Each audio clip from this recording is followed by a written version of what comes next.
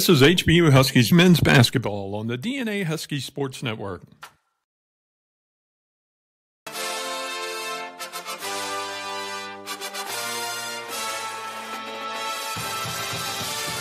Huskies basketball is brought to you by these corporate partners of HBU Athletics: Houston Federal Credit Union, Marriott Houston West Chase, the Memorial Hermann Healthcare System, Raising Cane's, Under Armour, Firehouse Subs, Pepsi, Shipley Donuts, 4 Points by Sheraton, IBEW Local 716, Jimmy John's, Kolache Factory, and Holiday Inn Express.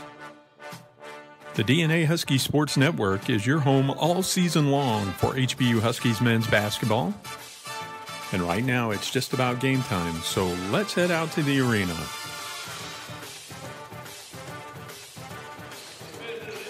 And good evening, everybody. Welcome in to Sharp Gym on the campus of Houston Baptist University in Southwest Houston.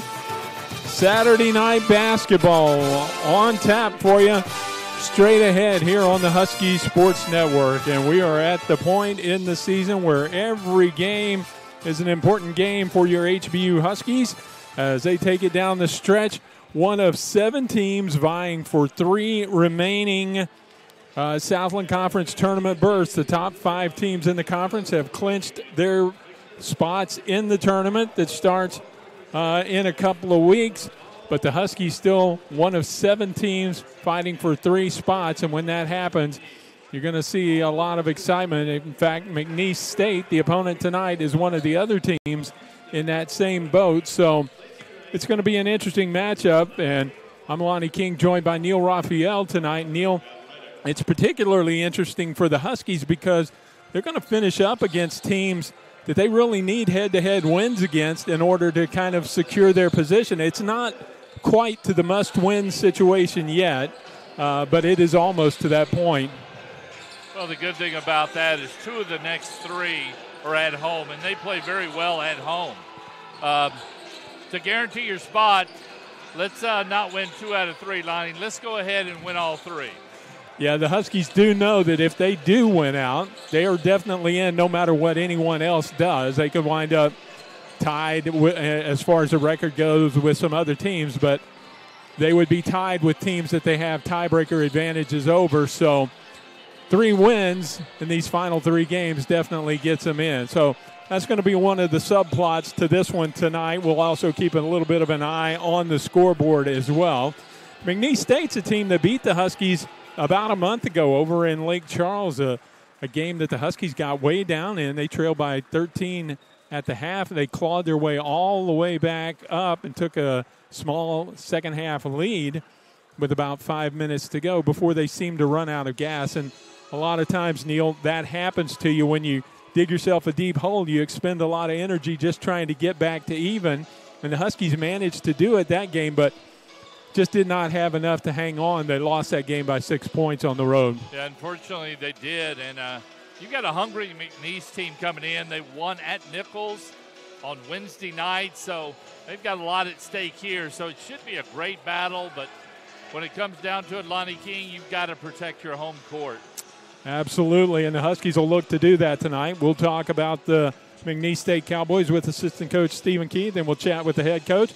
Then starting lineups and all the play-by-play will follow, and that's coming up straight ahead. You're listening to it right here on the Husky Sports Network, watching along on HBU TV.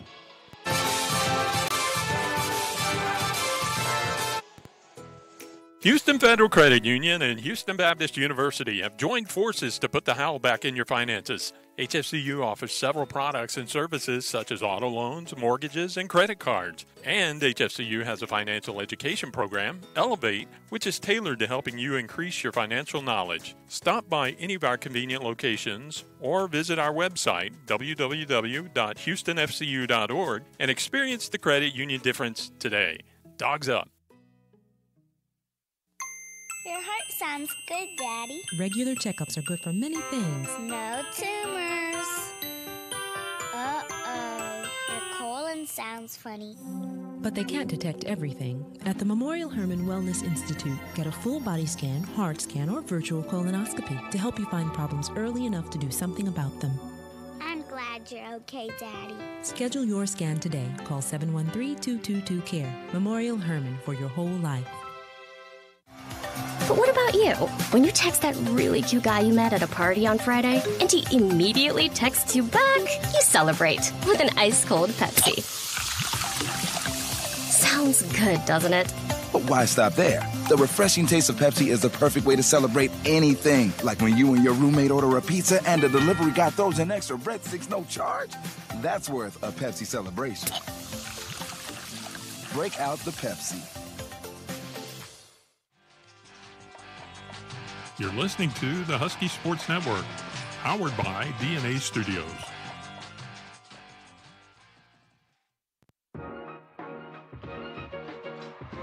Back on the Huskies pregame show, it's time to take a look at the opponent tonight, the McNeese State Cowboys, and we do that with assistant coach Stephen Key as we get ready for the next to the last home game of the regular season.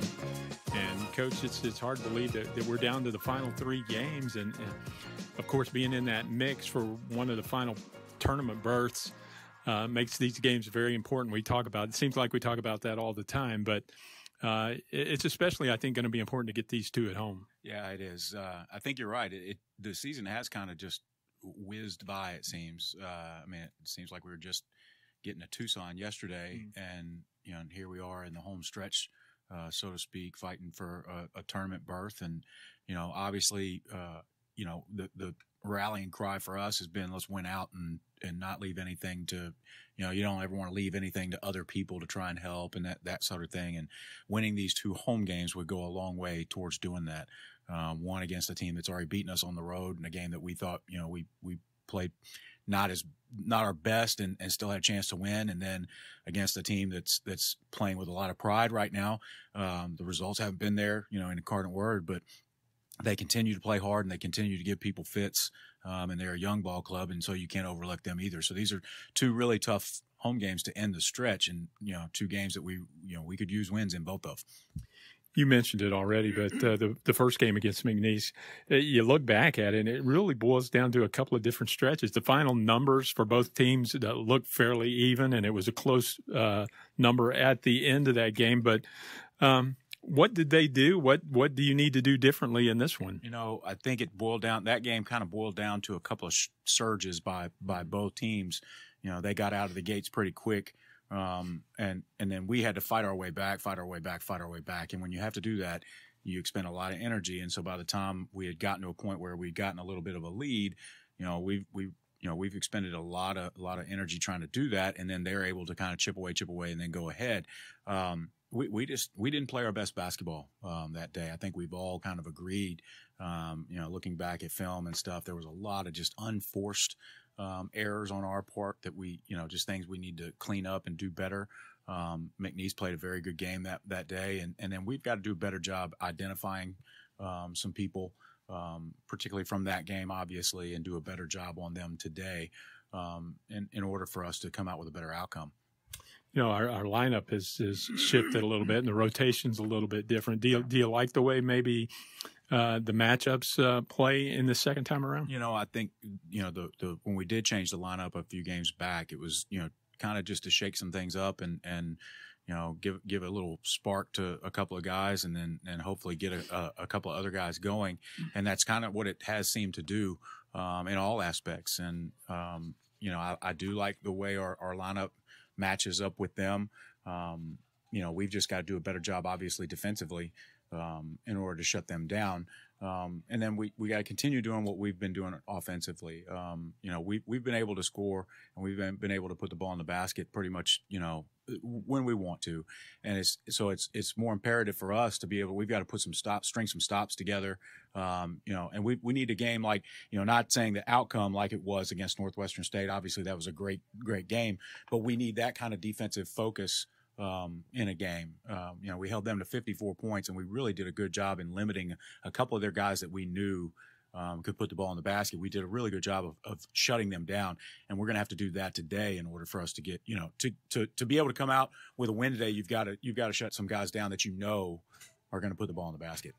Well, let me ask you a little bit more about that, because you look at the top 10 in several statistical categories in the conference, and the names Roydale Brown, James Harvey, Shamarcus Kennedy all pop up over and over again. How do you counteract those guys? You know, they've got a lot of different little weapons, different kinds of weapons. You know, James Harvey's a great shooter from the perimeter. Roydell Jones, if he's healthy, is one of the better slasher-type wing guys in this league. And Kennedy, you know, he gives you a lot of problems inside because he's long, he's athletic, he can go to the block, but he can also step outside and put the ball on the floor a little bit and get past. And then you've got a guy like Jaron Greenwood coming off the bench who, you know, has been a starter his entire career, and now is coming off the bench and maybe hasn't had the kind of year that maybe he wanted, but he's always one of those kind of guys that you have to keep in the forefront because you know what he can do. And you know he's got the ability to knock down a mid-range jumper, get past you on the pick and roll, knock down an open three. And so you've got a lot of different little pieces that they have that you've got to be aware of. It's not just one main guy, so to speak. You've got to be aware of several different guys. And yet, even talking about that and all those guys, you guys, as you said, have the best scoring offense in the conference, leading the conference in steals, leading rebounding team. A lot of positives that can contribute to a win tonight on the home floor. Yeah, and you know that obviously that's always been what, you know, Coach Cottrell teams have been about is getting up and down the floor and putting the ball in the basket. And I think the more points you score, obviously, it lends itself to more rebounding. It lends itself to more defensive possessions, obviously. And we've just got the biggest thing for us is we've got to continue to work hard to get where we need to be defensively in order to shut some people down. And I think if we can do that, I think going down this stretch, I think we'll have some success. Good luck. Thank you. Stephen Key, assistant coach for the Huskies. We're going to take a timeout and come back with more on the Huskies pregame report. Building Houston to compete on the world stage is what we do at the IBEW. It's important to us that Houston knows why we do what we do, not just what we do. Sure, we're the best electricians. We train 10,000 hours to be the best. But we get up early so Houston is built to compete. To be the best, hire the best. Skilled labor isn't cheap, and cheap labor just isn't all that skilled. The time is now to hire IBEW electricians. Hi, this is Ron Cottrell, head coach of the HBU Huskies. Thanks for listening to Huskies Basketball on the DNA Husky Sports Network.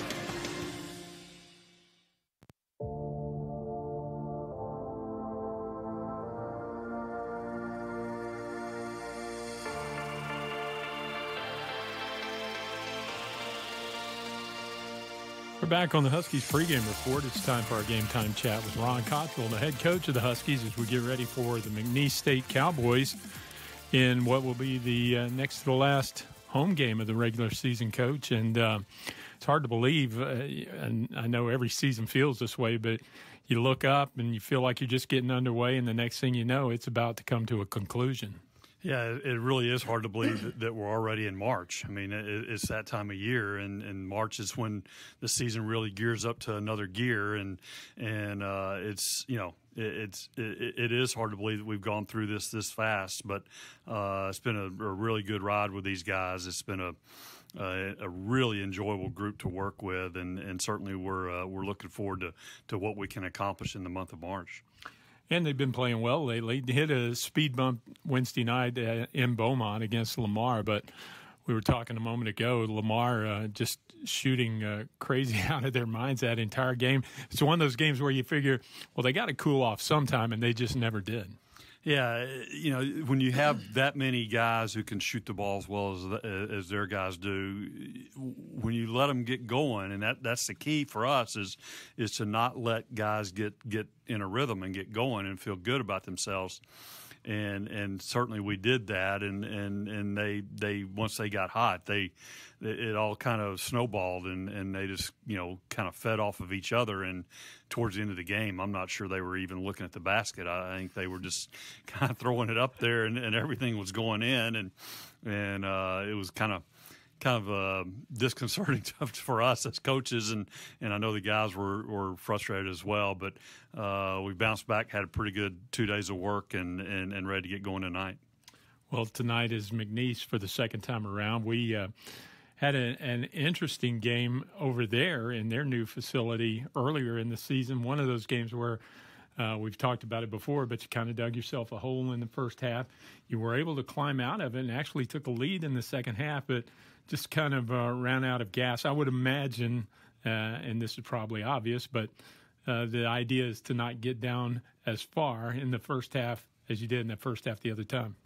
Yeah, and that all comes down to defense and getting stops, and what we didn't do a really good job of against Lamar. We've got to come out and do everything we can to keep them from getting going and get stops and get rebounds and keep control of the tempo of the game. We want to play faster than they do, and one of the ways to do that is miss shots and rebounds and get out and run. That's an easier way to get numbers and be able to push the ball the way we want to. And so that's a big part of what we need to do. And then, you know, again, our guys at home, we need to get out and really be aggressive. We don't want to be the team that's settling for perimeter jump shots. We want to move the ball and get it inside and really try to do everything we can to try to get to the free throw line as much as we can.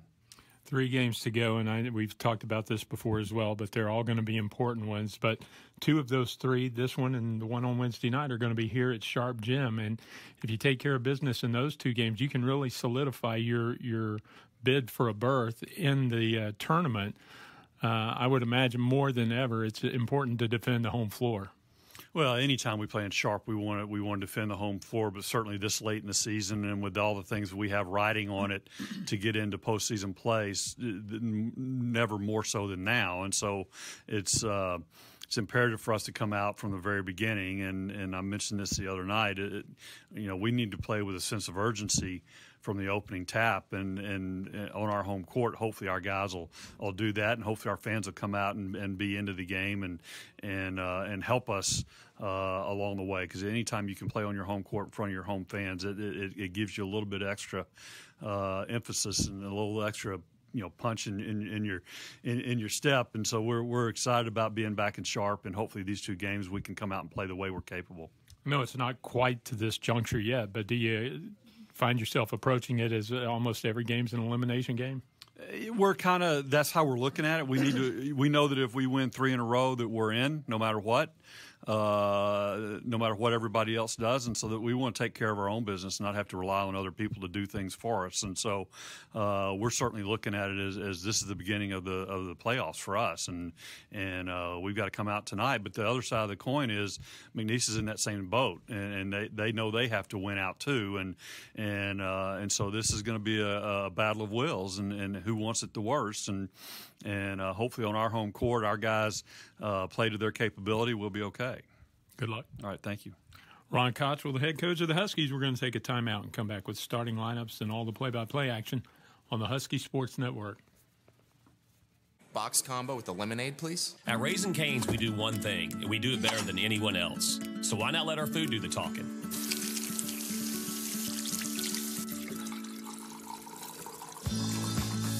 We hand-cut our lemons daily. They're fresh squeezed and mixed with 100% natural cane sugar. Love in the window. Raising Cane's, only the best chicken finger meals. One love.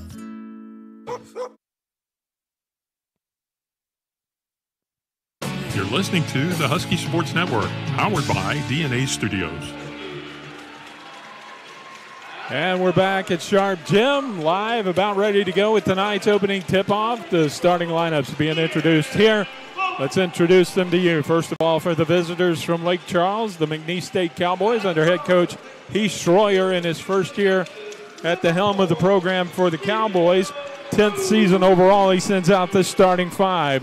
A 6'2", 172-pound senior from Amite, Louisiana, James Harvey, averaging 12.5 points per game. Jaron Greenwood, a 6'2", 172-pound senior from Bel Air High School right here in the Houston area. They'll be joined by Trey Touche, a 6'2" grad transfer from Lafayette, Louisiana, and UTEP.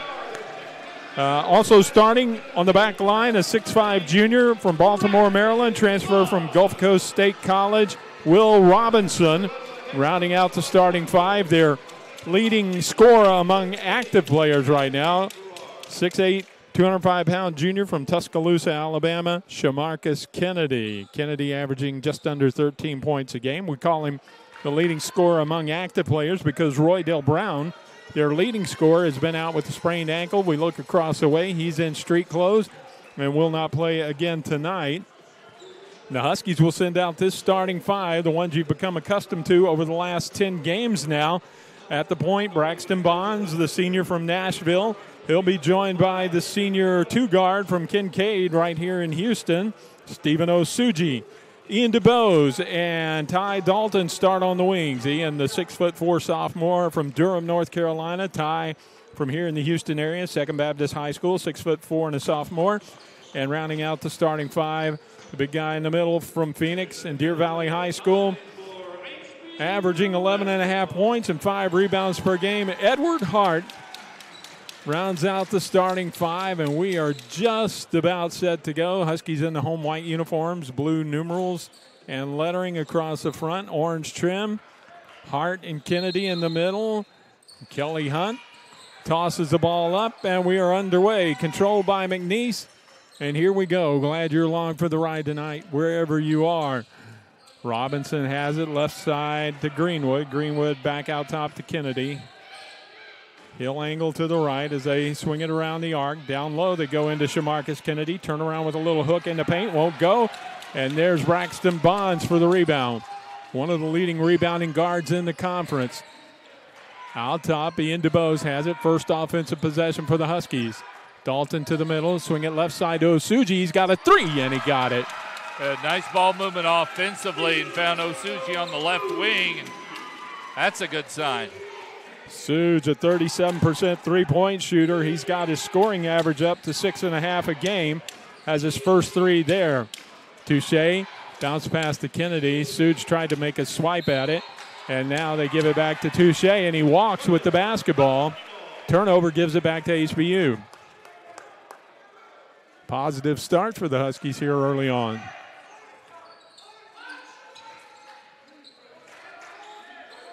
Osuji way out top. Picked up by Kevin Hunt, who's out on the floor now. Down on the baseline, they find Ian DeBose, and DeBose from the left baseline drops a little 12-footer in for his first points of the game. Ian still the leading scorer on the Huskies, 17.3 points per game. Well, hopefully they can also utilize Ed Hart inside. He has a size advantage, so hopefully they'll go down. Here's Greenwood, takes it baseline right and hangs in the air for a second, gets it off the window for the first two for McNeese. 5-2, Huskies up by 3. Here's the feed into the paint to Hart. Hart tries to put it up, and Kennedy got a hand on it and blocked it. Hunt pulls it away and leaves it for Touche. Right side, he'll set up at the arc. Gets a screen from Kennedy. Going to float up a three. Off the mark, and DeBose will run it down in the corner for the Huskies. 18 minutes to go here in the first half, just underway. Here is Osuji to the baseline. He floats it up, and it rattles and goes down through. A nice pace so far for the Huskies. Like how they're attacking the rim. 7-2 is our score. That's what Coach Cottrell said he wanted to do in our pregame interview with him. They want to force the attack and force the action. Greenwood swings it down low to Kennedy. He's going to try to back around Ed Hart. Puts it up, won't go. The rebound is tipped, and Bonds saves it to Osuji. He's trying to go off the body of Kennedy, but they save it anyway. Here's Dalton to the rack, and he'll scoop it up and in. Ty Dalton is really becoming comfortable in that starting lineup. He's got his first points of the ball game, and the Huskies are out to a 9-2 start. Yeah, Ed doing a good job in the low block. Kept his arms extended, not reaching, moving his feet so far. So nothing down low for McNeese so far. Robinson with the dribble. Dalton on him. Tries to drive into the paint. Pulls up. Jump shot won't go. The rebound is tipped and controlled by Bonds for the Huskies. Outlet to Osuji. Leave it in the corner for DuBose. Thought about a three. He'll back it out. Feed it into the post. Hart back to the basket. Going to spin around. Put it up. Did not go. He got off balance, and Kennedy will clear it. Stolen by Bonds, and he'll lay it up and in for two. I wouldn't be surprised if McNeese calls a timeout here. Braxton Bonds leads the Southland Conference, and there you go, Neil. They do call a timeout. Now, I think this is going to be a 30-second time. No, they're going to say it's a full timeout. We'll hang on to it here anyway. Not to the media timeout. I think they're going to turn this into the media. So let's take a break. We'll catch our breath. You catch yours, and we'll be back. Huskies up 11-2 on the Husky Sports Network. You're listening to the Husky Sports Network, powered by DNA Studios.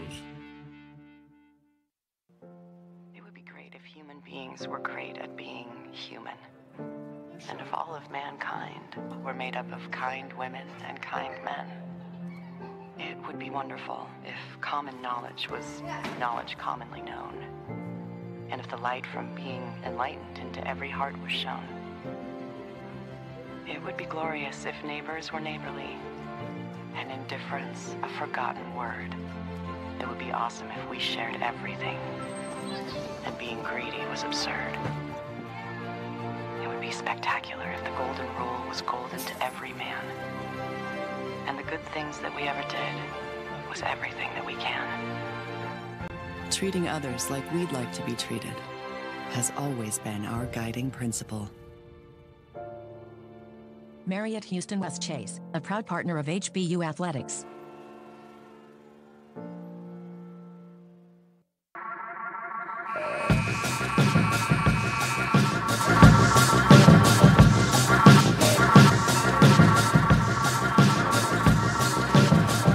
Huskies are 5 of 7 from the floor, including 1 from three-point land to get things going here.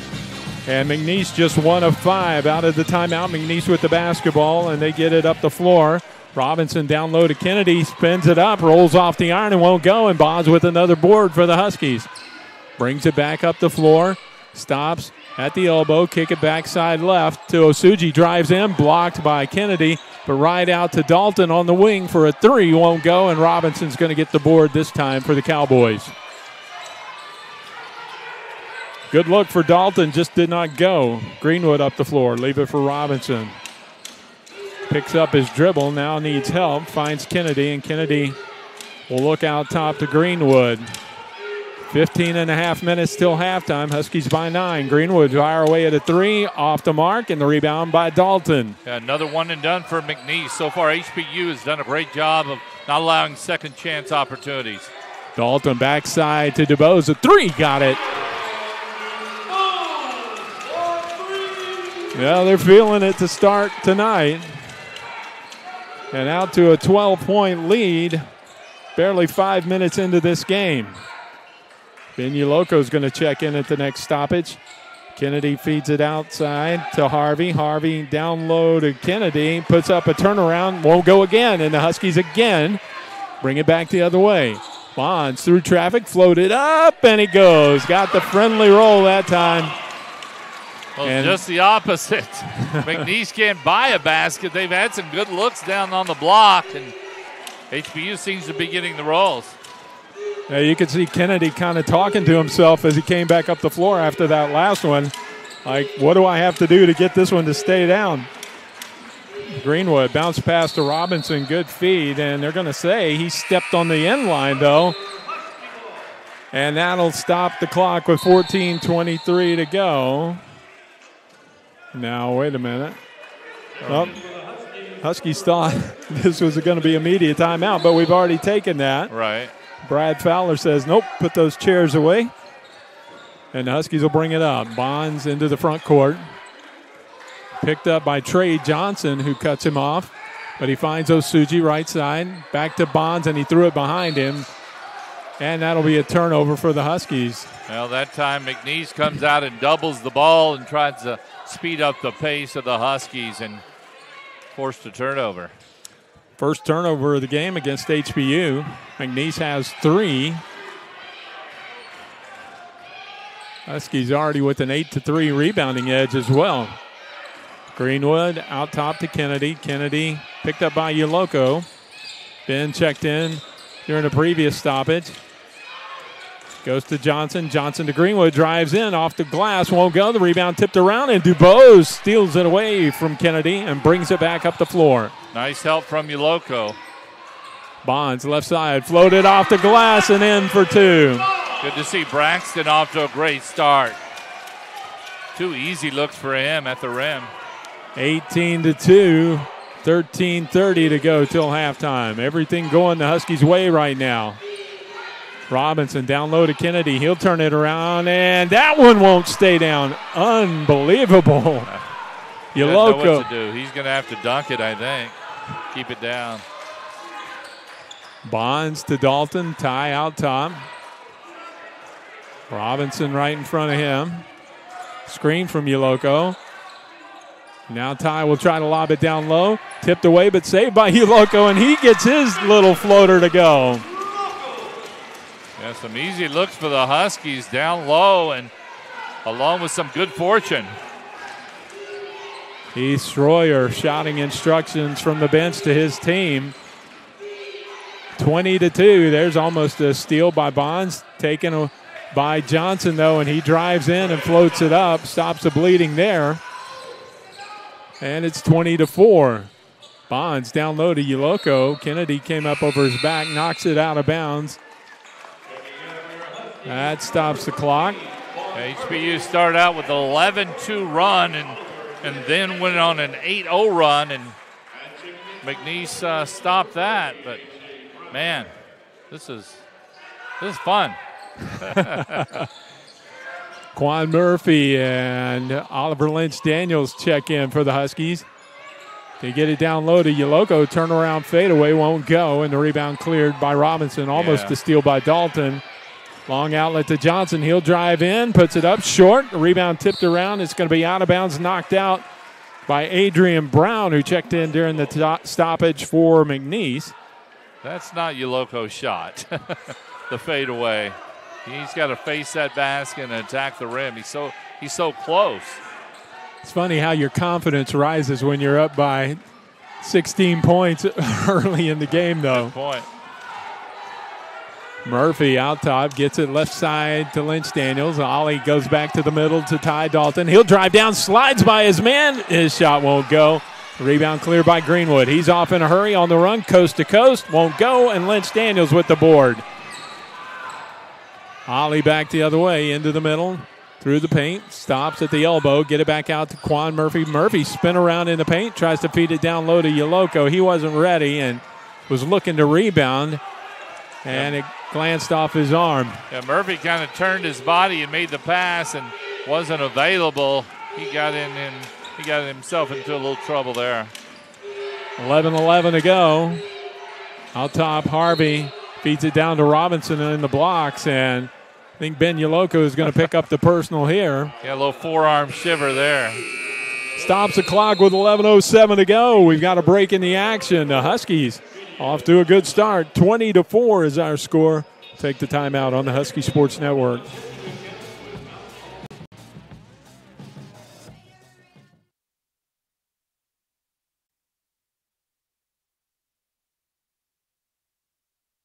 What's on your mind, kid? Make it fast. I'd like to work here at Jimmy John's, world's greatest gourmet sandwich shop, sir. Why do you want to work at Jimmy John's, kid? I'm perfect for Jimmy John's. Doing what? Delivery. Delivery? Delivery. We deliver pretty fast here at Jimmy John's. That's what I heard. What'd you hear? You deliver pretty fast here at Jimmy John's. Then you heard right. I'm a fast study, sir. You know the Jim John's slogan? The Jimmy John's slogan? Jim John's slogan is sub so fast you'll freak. Sub so fast you'll freak is a swell slogan, sir. When people call for a Jimmy John's sandwich, they want it fast. Then I'm your man, sir. How so? Because I'm fast. Fast at what? Fast at everything. Can you deliver fast? I can deliver fast. How fast? I can run in 4:40 and 2:20. Minutes? No, seconds. That's fast. You deliver before? I delivered newspapers before. Were you fast? Very fast. How fast? People got tomorrow's paper today. That's fast. So do I have the job? Not so fast. How do I know you're not just some fast talker? I can get your references. When? Now. These are good references. Thank you. But at Jimmy John's, you gotta be more than fast. More than fast. You gotta be polite. Fast and polite. Fast and polite. I can do fast and polite. Okay, give me some time to think it over. Okay. Okay, I've thought it over. When can you start? Now. Now it's good. What's your name, kid? Stefan Avalopoulos. Too long. How about Ed? Ed's fine. Welcome aboard, Ed.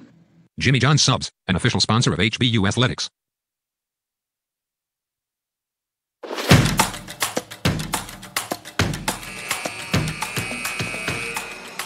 Huskies are shooting 60% to start this game. They've out-rebounded McNeese 12-6. Most of those on the defensive end. There haven't been a lot of offensive boards available, shooting so well to start this game. McNeese State basketball out of the timeout. HBU doing a great job of limiting second chance opportunities. Doing a great job on the boards. Only one offensive board thus far for McNeese.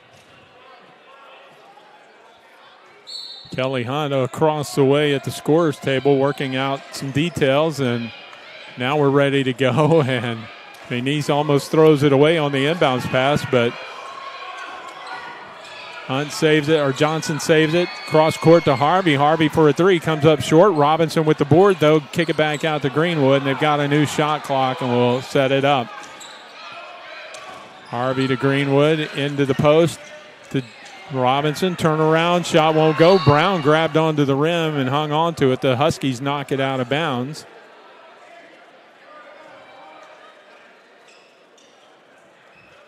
Phillip McKenzie and Jalen Gates have checked in for the Huskies. They're out there on the floor. McKenzie, one of the leading offensive rebounders in the league. McNeese gets it inbounds to Harvey, and he'll bring it back out top. Leave it for Greenwood. 2-3 zone now for HBU. Robinson to Johnson, gets a screen from Brown. Robinson back cross court to Greenwood. Right side in front of the Husky bench. He's going to drive in, loses his footing, and the ball floats up in the air, and Uloko picks it and gives it off to Lynch Daniels. He leaves it for Murphy, back to Ollie, to Quan. Quan will drive in, floater from the elbow, got it to go. Murphy with his first points of the ball game, and it's 22-4. 10 minutes to go in the first half. Quick basket for Murphy off the bench. Seeing more time lately and becoming a little bit more comfortable out there on the floor. Here is a runner put up, scooped up by Johnson. It won't go in the Huskies again. Another one and done. Bring it back the other way. Jalen Gates at the three, going to drive to the baseline. Leave it in the middle for McKenzie, and he jams it. And Schroyer wants a timeout again with 9:32 to go. A nice job, HBU, of sharing the basketball. Great spacing. And you mentioned Murphy, and, you know, it just adds to your depth, and you need it at this time of the year. Plus, if you get in the tournament, which we plan on getting, it makes things a lot better if people get foul trouble and you're getting contributions off the bench. And additionally, for a freshman like Murphy, you're not only doing that for this year, but you want to get him acclimated to some playing time for the future years ahead. Yeah, you do, especially with the offseason coming up, and you want to build the confidence in that young man. They were high on him coming out of high school in North Carolina, and he's got some athletic ability. Jalen Gates, too. He is that three-point threat, and he used that to get to the baseline and dish it off to McKenzie. Well, you just have some veterans in front of you that have been there. Kevin Hunt saved it to Harvey, and Harvey throws it away as he got dangerously close to the midcourt line, and anything that can't go wrong is going wrong for McNeese. Schroyer's just shaking his head. He's like, it can't get any worse. 24-4. Wow. Quan will bring it across the midcourt line, picked up by Johnson. Gives it to Uloko, who pops way out top to help out. And he feeds it to Oliver Lynch Daniels. Left to right and then back to the middle. Drives down, tries to split defenders, and he's going to be fouled. Good move by Ollie to get in there and force the action. They broke the defense down with the dribble. Kevin Hunt picks up the personal. That's just the first foul of the game on McNeese. Huskies only with one as well. It's been a fairly clean game for as active as we've seen both teams. Here's a three from Jalen Gates. Well, when it's going right, it's going right. Nice to see Gates ignite off the bench. 27-4, 8:45 to go. Hunt. That's his first look, right? Yep. Harvey. The free throw circle, nice little floater. He thought he was fouled. Looks around for a call, none coming. He earned that one. Lynch Daniels going to bounce pass down in the blocks to Uloko. Has a shot partially blocked by Kennedy. Shamarcus Kennedy back out there, and he gets the block and hands it off to Kevin Hunt. Yeah, nice job. That was a good move by Uloko. Hunt backs out, feed it to Johnson, back to Hunt. A three from the wing, got it. Hunt was wide open. Good ball movement by the Cowboys that time. It's 27-9 with 8 minutes to go. Lynch Daniels finds Uloco. They're going to score. You just don't want a string of baskets. Gates tried to split a double team there, and the ball got loose, and it's on the floor, and we've got a whistle. You're going to call a tied ball, or is there a foul here? Oh, no. And you've got to blow that whistle fairly quick. Otherwise, I mean, players are going to get a little chippy down there on the floor. So they do call a foul, and it's on Jalen Gates. That'll be his first, team second. And it stops the clock with 7:49 to go. Brings us to another timeout on the floor. So let's take a break on the Husky Sports Network and HBU TV. The story is I'm in here every morning and have sampled just about every kolache that they make here. Bacon, egg, and cheese on wheat for me, and then the rest is for the office. So, yes, I'll pick up every Friday. I'll stop by here and pick up some for my group. So. Well, I used to think it was just fruit-filled stuff, and then I came here, and there's eggs and bacon and cheese and all kinds of good stuff in there. It's like a whole breakfast in a bun. It's great. It's always a good thing if you can eat healthy and not know it. When you drive down the street looking for something to eat, you're going to pass 5 places to buy a sandwich, 6 places to buy a burger. There's only one place you can get a kolache, and that's Kolache Factory. It's delicious. You're going to have people that try to copy you, but they're not going to do it as well. We know what we're doing. We've been doing it for 25 years. We do it the best, and our success proves that. Houston's own Kolache Factory, the freshest, highest quality, best tasting kolaches in town. Over 50 Houston area locations and a proud partner of HBU Athletics.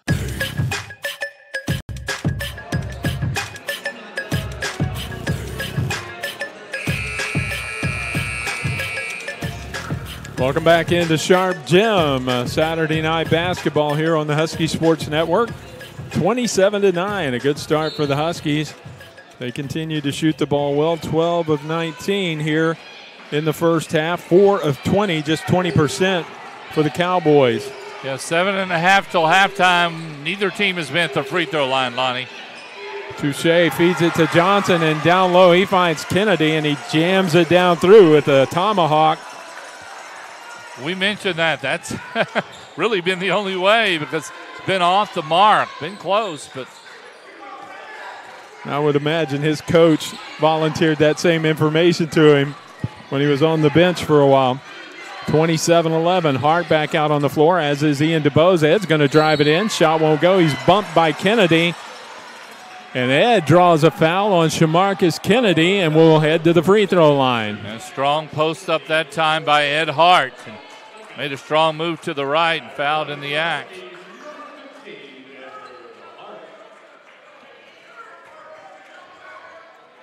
About to see 3 more substitutions for HBU. Ed's free throw is short. Here they come. Ty Dalton, Braxton Bond, Stephen Osuji. Join DuBose and Hart.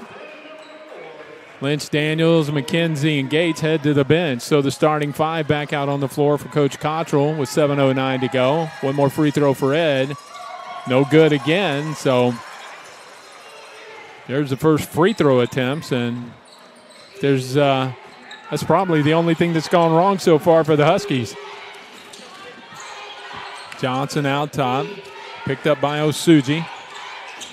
Give it off to Hunt. Take it back to the middle. Wanted to go inside to Kennedy. Swing it back to Johnson for a 3. Spins out. Won't stay down. And the rebound by Hart. Give it off to Bonds, and Braxton will bring it up. Out top to DuBose, and Ian tries to feed it to Ed down low. Led him a bit too far. Yeah, he needs to lead him a little higher than the distance. Ed can go up and get it at 6'10". McNeese basketball. That's the 4th turnover now for HBU. Hunt shouting to his teammates. Give it off to Kennedy. Tries to back down on Hart. Puts it up. Won't go. The rebound tipped and controlled by DuBose. Bounced off a couple of bodies, and Ian comes away with it. Right baseline. Leave it for Dalton. Cutting through. He's fouled as he goes to the rack. Shot was blocked. There's a foul on Robinson. A nice job of Ian of finding the cutter. Dalton coming through the lane. Ty will go to the free throw line. On the season, a 75% free throw shooter. Yeah, good looking for him. Nice elevation. Nice follow through. One more to come. 28-11 now. And the second one is good. And the Huskies' lead is back up to 18 points. Touche up the floor. Leave it on the baseline for Harvey, and Harvey got free and worked his way to the basket and lays it up and in. Bonds brings it up. Leave it for DuBose. DuBose to Hart out top, right side to Dalton. Dalton will dribble right to left. Looks inside, tried a no-look pass. I don't know if he was going to Hart or Bonds. Braxton thought it was for him. He was behind Ed, and Ed tips it out of bounds.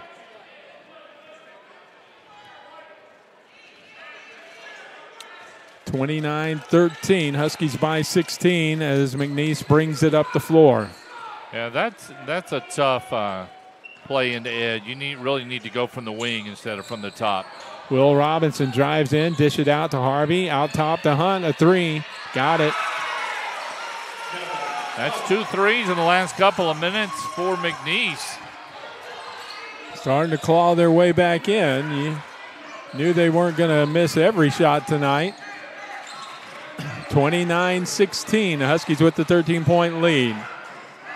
Into the corner. Dalton for a three, and he rattles it around. Looks back at the McNeese bench as he heads back up the floor. Tie now with 4. Our check at 7.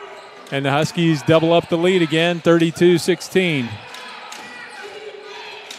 Hunt to the middle of the floor. Kick it to Robinson. Baseline three. Hits the iron and bounces high, and it comes down to Bonds. He'll hurry it up across the timeline and leave it for Dalton. Another three, and he got it. Dalton, the first player to double digits tonight. He's got 10, and the Huskies are back up by 19. Yeah, he looks good. Got to find that hot shooter, and HBU did it. And Hunt, trapped in the backcourt, gave up his dribble and had to call for a timeout.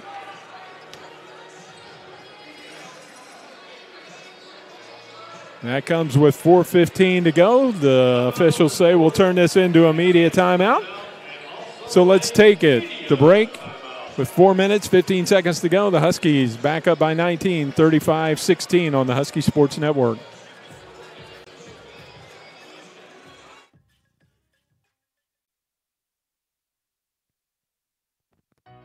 You can always count on Houston Federal Credit Union to be there for you, because once a member, always a member.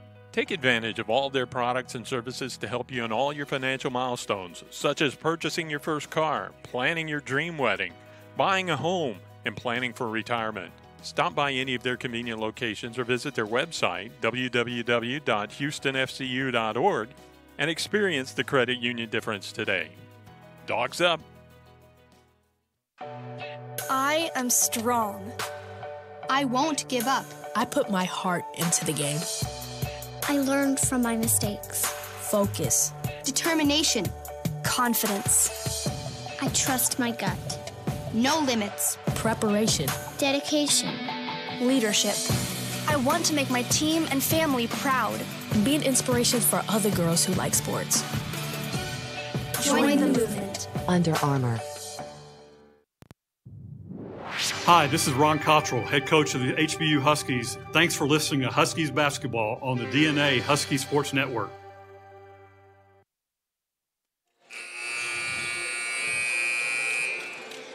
Huskies started the night in a four-way tie with Central Arkansas, A&M Corpus Christi, and Northwestern State for that 7th and 8th spot. 4 teams for 2 spots, and we'll update you on the scoreboard here in just a minute, but McNeese with the basketball.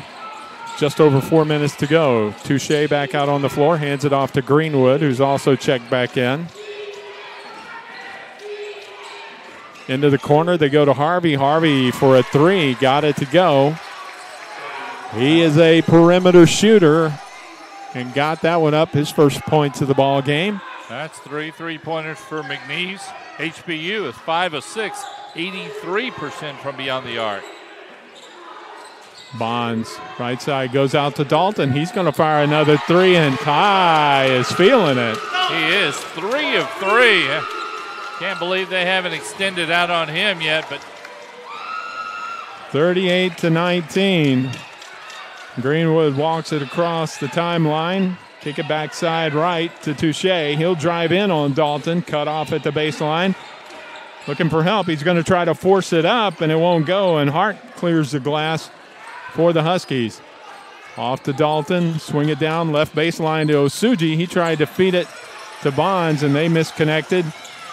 Johnson back the other way to Greenwood. He will put it up and in with a nice little skip step in the paint. Yeah. You're HBU, there's no reason to be in a hurry now. You're at 250, you're up 17. Just get the best shot you can. Bonds to Hart, and Hart gets the easy bucket down low. Nice pass by Bonds to Hart. He lays it in. Braxton now with 2 assists to go with his 6 points and 5 rebounds here early on. Greenwood out top to Touche. Left angle, left alone. Doesn't look at the basket, though. Hand off to Kennedy. Swing it into the corner. It's Johnson with the basketball. He'll drive into the paint. Dish it off to Greenwood. A 3. High off the back iron. Won't go. And Bonds with his 6th rebound. Smart play by Bonds. Didn't have the numbers. Dalton cut off. He'll kick it out to DuBose. And Ian got it. And with 1:59 to go, we've got a timeout. I think this one is Coach Cottrell. He's going to take his use it or lose it timeout, it seems like. I think you're exactly right. But great ball movement that time, great spacing, and DuBose nailed it from the right side. Sure, he's going to talk a little bit about that clock as well. There's no sense in giving McNeese a lot of opportunities here in the last couple of minutes. Well, you mentioned it on that previous possession where Osuji kind of rushed it down on the baseline up to the basket. Well, he's never against a quick open shot. But exactly, but 1-on-4 is not good. And then Bonds did a good job. He was 1-on-4 in transition and pulled it out. Did a great job of running the offense, and they got an easy look from DuBose. 43-21, a minute 50 to go. Robinson with the basketball for the Cowboys. Here's a steal by DuBose. One man to beat, and he lays it up over Johnson. Won't go, but the tip follow won't go. The rebound is out of bounds off of McNeese. Huskies had a couple of pretty good looks there, and it would not fall. They did great hustle that time by the Huskies of getting down in transition. Bonds into the corner on the inbounds play to Lynch Daniels. Feed it inside to Hart. Hart with a turnaround hook in the paint, gets it to go. Yeah, good isolation for Ed. That time he turned inside. The last time Kennedy swatted it away, so Ed learned and did a good job. 45-21. Greenwood drives in right side. Too strong off the glass, and it's loose, and Lynch Daniels controls. 3-on-2 to Bonds, and he lays it up and in. Yeah, HBU doing a great job of sharing the basketball in transition. 26-point advantage here. Looking a little bit like the last home game against Northwestern State. This is going to be Harvey far away at a 3. He thought he was hit, and DuBose may have made some contact and gotten away with it there, but he got the 3 to go. 47-24, under a minute to go. Bonds to Hart. Hart right side to check it to Lynch Daniels. Ollie back out top to Braxton. Kick it back out. A 3 from Ollie. Too strong off the iron. The rebound is loose and going to be knocked out of bounds by Braxton Bonds with 32.6 seconds to go.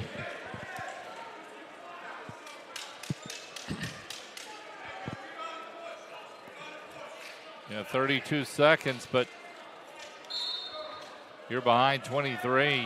You're not going to play that for one shot. I wouldn't assume if you're McNeese.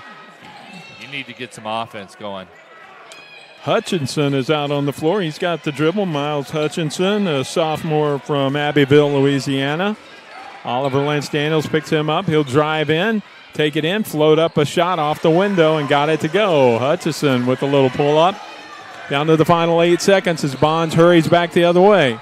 Out to Dalton, into the corner. A three from DuBose, short, off the iron. Ian taps it to the middle, and the shot won't go before the buzzer sounds.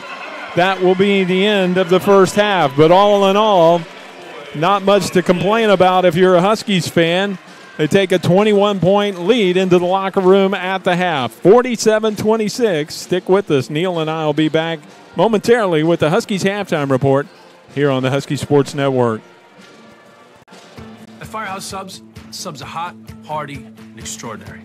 Every sub helps provide life-saving equipment for first responders. So more people eating at Firehouse Subs means more life-saving equipment donated to first responders. If you're gonna have a sub, have one that makes a difference. Try the new Spicy Cajun Chicken Sub with grilled chicken breast, just $5.55 for a medium. Firehouse Subs. Enjoy more subs, save more lives. The body is incredibly powerful. It's so nimble and fluid, but sometimes we push it too far. That's when you need the strength of Memorial Hermann and our body of affiliated orthopedic specialists.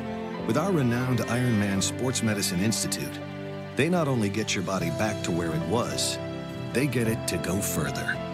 It's what makes us more than just hospitals. We are a body of experts. Memorial Hermann, advancing health. Tammy and I have been going steady since high school. Tammy and Tommy, two peas in a pod, as they say. We have all the same friends. We like all the same things. I mean, we practically even have the same name. But there's one thing we could just never agree on. Soda. I have been begging him all these years to just try Pepsi, and I knew he would change his tune. Yeah. So, finally, I had him take the Pepsi Taste Challenge. And go on, tell him what you told me, Tommy. I'm a Pepsi man. Right? Gosh, isn't Pepsi so good? I tell you what, I don't know why I didn't try it sooner. Me neither. It's so crisp and refreshing and bubbly. Like me. Like you. I'm always right. She's always right. All across the South, people are choosing the great taste of Pepsi. Take the Pepsi Taste Challenge and let your taste decide.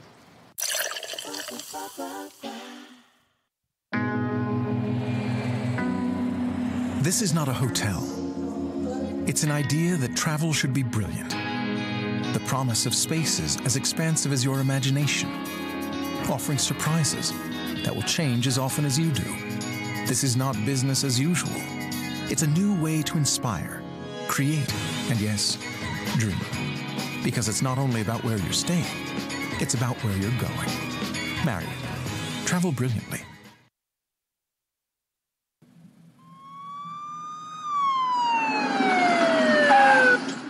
Do you know how fast you were going, son? Call me Ed. Do you know how fast you were going, Ed? You mean exactly? Yes, exactly. No, not exactly. How fast? Fast. Faster? You were going very fast. Fast is my job, officer. Fast is your job? Yes, sir. What kind of job? I deliver, sir. What do you deliver? The world's greatest gourmet sandwiches. I thought Jimmy John's had the world's greatest gourmet sandwiches. Jimmy John's does have the world's greatest gourmet sandwiches. So you deliver for Jimmy John's? I deliver for Jimmy John's. So do you always deliver fast? I always deliver fast. How fast? I deliver subs so fast you freak. It's not smart to freak a cop, son. You didn't order Jimmy John's sub, sir. So if I did order a Jimmy John's sub, when would I get it? Now. What if I don't want it now? Then call later. Or I could pick it up myself. Or you can pick it up yourself. Because I'm pretty fast, too. I'm sure you are, sir. Very fast. I believe you, sir. Faster than you. No way, sir. Way faster. In your dreams. You dissing me, son? No, sir, I'm polite. Fast and polite? Very polite and very, very fast. Is that a challenge, son? No, sir, it's a fact. Let's burn rubber, kid. It wouldn't be fair. Why not? You've got a fully blown V8 Camaro with slicks and headers. So? I've got a 10-speed bike.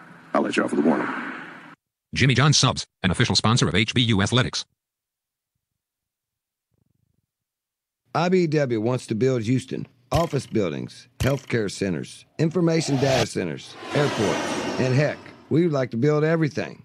Our commitment is all our electricians are Americans with a birth certificate, social security card, high school diploma, and drug tested. Plus, we're trained at an accredited 5-year electrical school.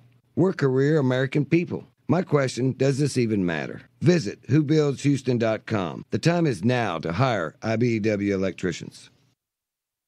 At Shipley Donuts, we make our donuts from scratch every single day. Nothing trucked in, frozen. And we are Texas born and raised since 1936. Not like those other guys. Shipley Donuts. At Holiday Inn Express, we can't guarantee that you'll be able to contain yourself at our breakfast bar. Morning, egg white omelet. Sup, Lady Bacon? Fruit? There it is. But we can guarantee that you'll get the best price when you book with us. Holiday Inn Express. Be the readiest. The real story is I'm in here every morning and have sampled just about every kolache that they make here. Bacon, egg, and cheese on wheat for me, and then the rest is for the office. So yes, I'll pick up every Friday. I'll stop by here and pick up some for my group. So. Well, I used to think it was just fruit-filled stuff, and then I came here and there's eggs and bacon and cheese and all kinds of good stuff in there. It's like a whole breakfast in a bun. It's great. It's always a good thing if you can eat healthy and not know it. When you drive down the street looking for something to eat, you're going to pass 5 places to buy a sandwich, 6 places to buy a burger. There's only one place you can get a kolache, and that's Kolache Factory. It's delicious. You're going to have people that try to copy you, but they're not going to do it as well. We know what we're doing. We've been doing it for 25 years. We do it the best, and our success proves that. Houston's own Kolache Factory, the freshest, highest quality, best tasting kolaches in town. Over 50 Houston area locations and a proud partner of HBU Athletics. You're listening to the Husky Sports Network, powered by DNA Studios. And back here at Sharp Gym, it's halftime of our game between your HBU Huskies and the McNeese State Cowboys. I'm Lonnie King alongside Neil Raphael. And if you're a Huskies fan, you're going to be real happy with the number here. All the numbers, in fact, at the half. 47-26 is the important one. The Huskies by 21. But, Neil, we saw this against us on Wednesday night at Lamar. It seemed like everything went in the bucket that Lamar threw up there, and I would imagine Heath Stroyer and the McNeese coaches got to feel that way tonight in their locker room at the half. Yeah, I think so, and Coach Cottrell's probably telling them, hey, you know, all our shots went in, or most of them went 7 of 10 from beyond the arc, and the one constant we can have when our shots aren't going is defense, and that's something we're going to have to make sure in the second half that we do. McNeese will make a run. They will come back. They're a good team, but we've got to make sure we're doing the job on the defensive end and just making it a little bit tougher on them. Huskies are 19 of 30 overall in the first half, 63%. As Neil mentioned, 7 of 10 from the three-point line, 70%. Got to the free throw line just 4 times and made 2 of those 4, 50% there. They really haven't needed the free throw shooting because the field goal shooting has been so good. And as you mentioned, defensively, they've held McNeese to 11 of 33 from the floor, 33%. And a lot of those shot attempts have been one and done. Huskies out-rebounding the Cowboys 23-11 here at the break. And, you know, all those things combined together have to make the coaches really happy. But as you mentioned, they also want to guard against complacency. Yeah, that's what happened. I'm sure Coach is talking about what happened in Lake Charles not too long ago. So he'll definitely get their focus here in the second half and, you know, just tighten up the defense a little bit. No, they should be fine. Hopefully they'll continue to shoot that well, Lonnie. Individually, the Huskies are led by Ty Dalton. He's got 13 points, 3 rebounds, 4 assists in the first half, 16 minutes of floor time. Ty went 4 of 6 overall, 3 of 4 at the three-point line, and 2 for 2 at the free throw line. He's just becoming more and more comfortable. I think, you know, Ty, for not getting a lot of playing time early and when he got out there not getting a lot of shot attempts, may, by the end of the season, have his scoring average up into double digits.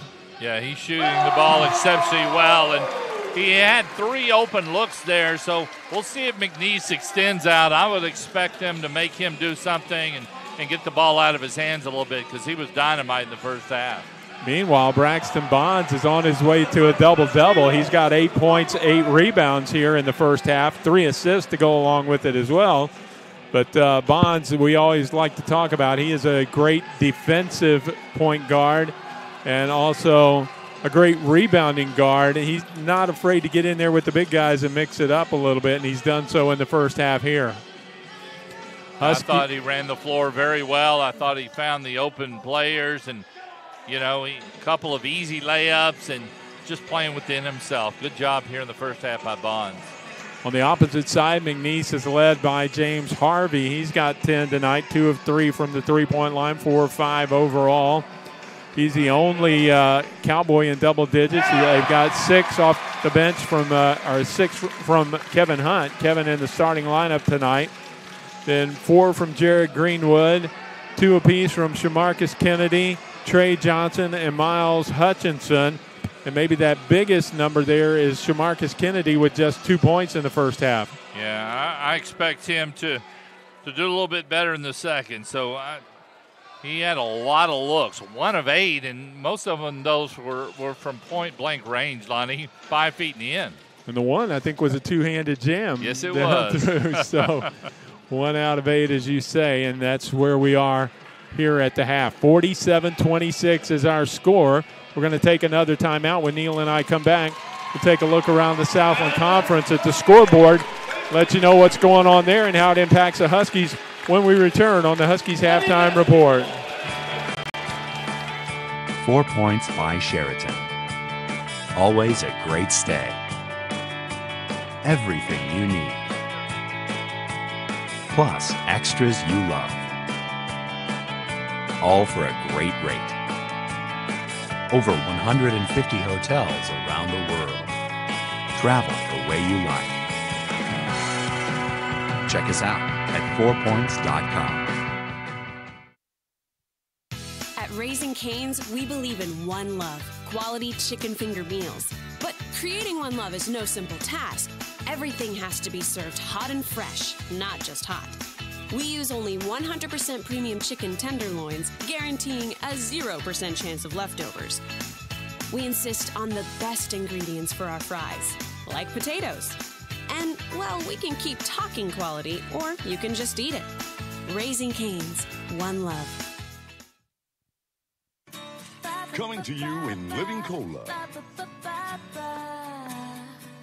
The joy of cola.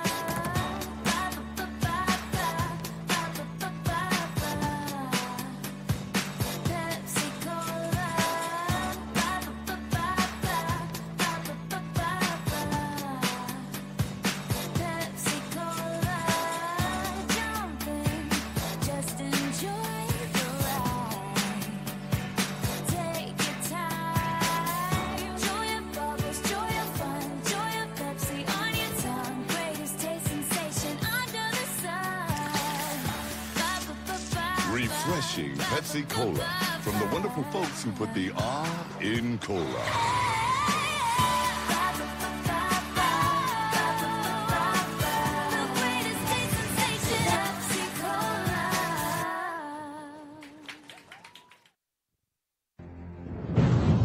I didn't believe I could do it.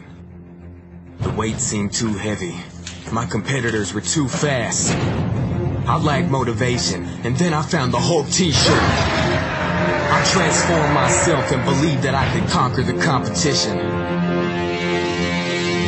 Now everybody takes me serious because I demand them to.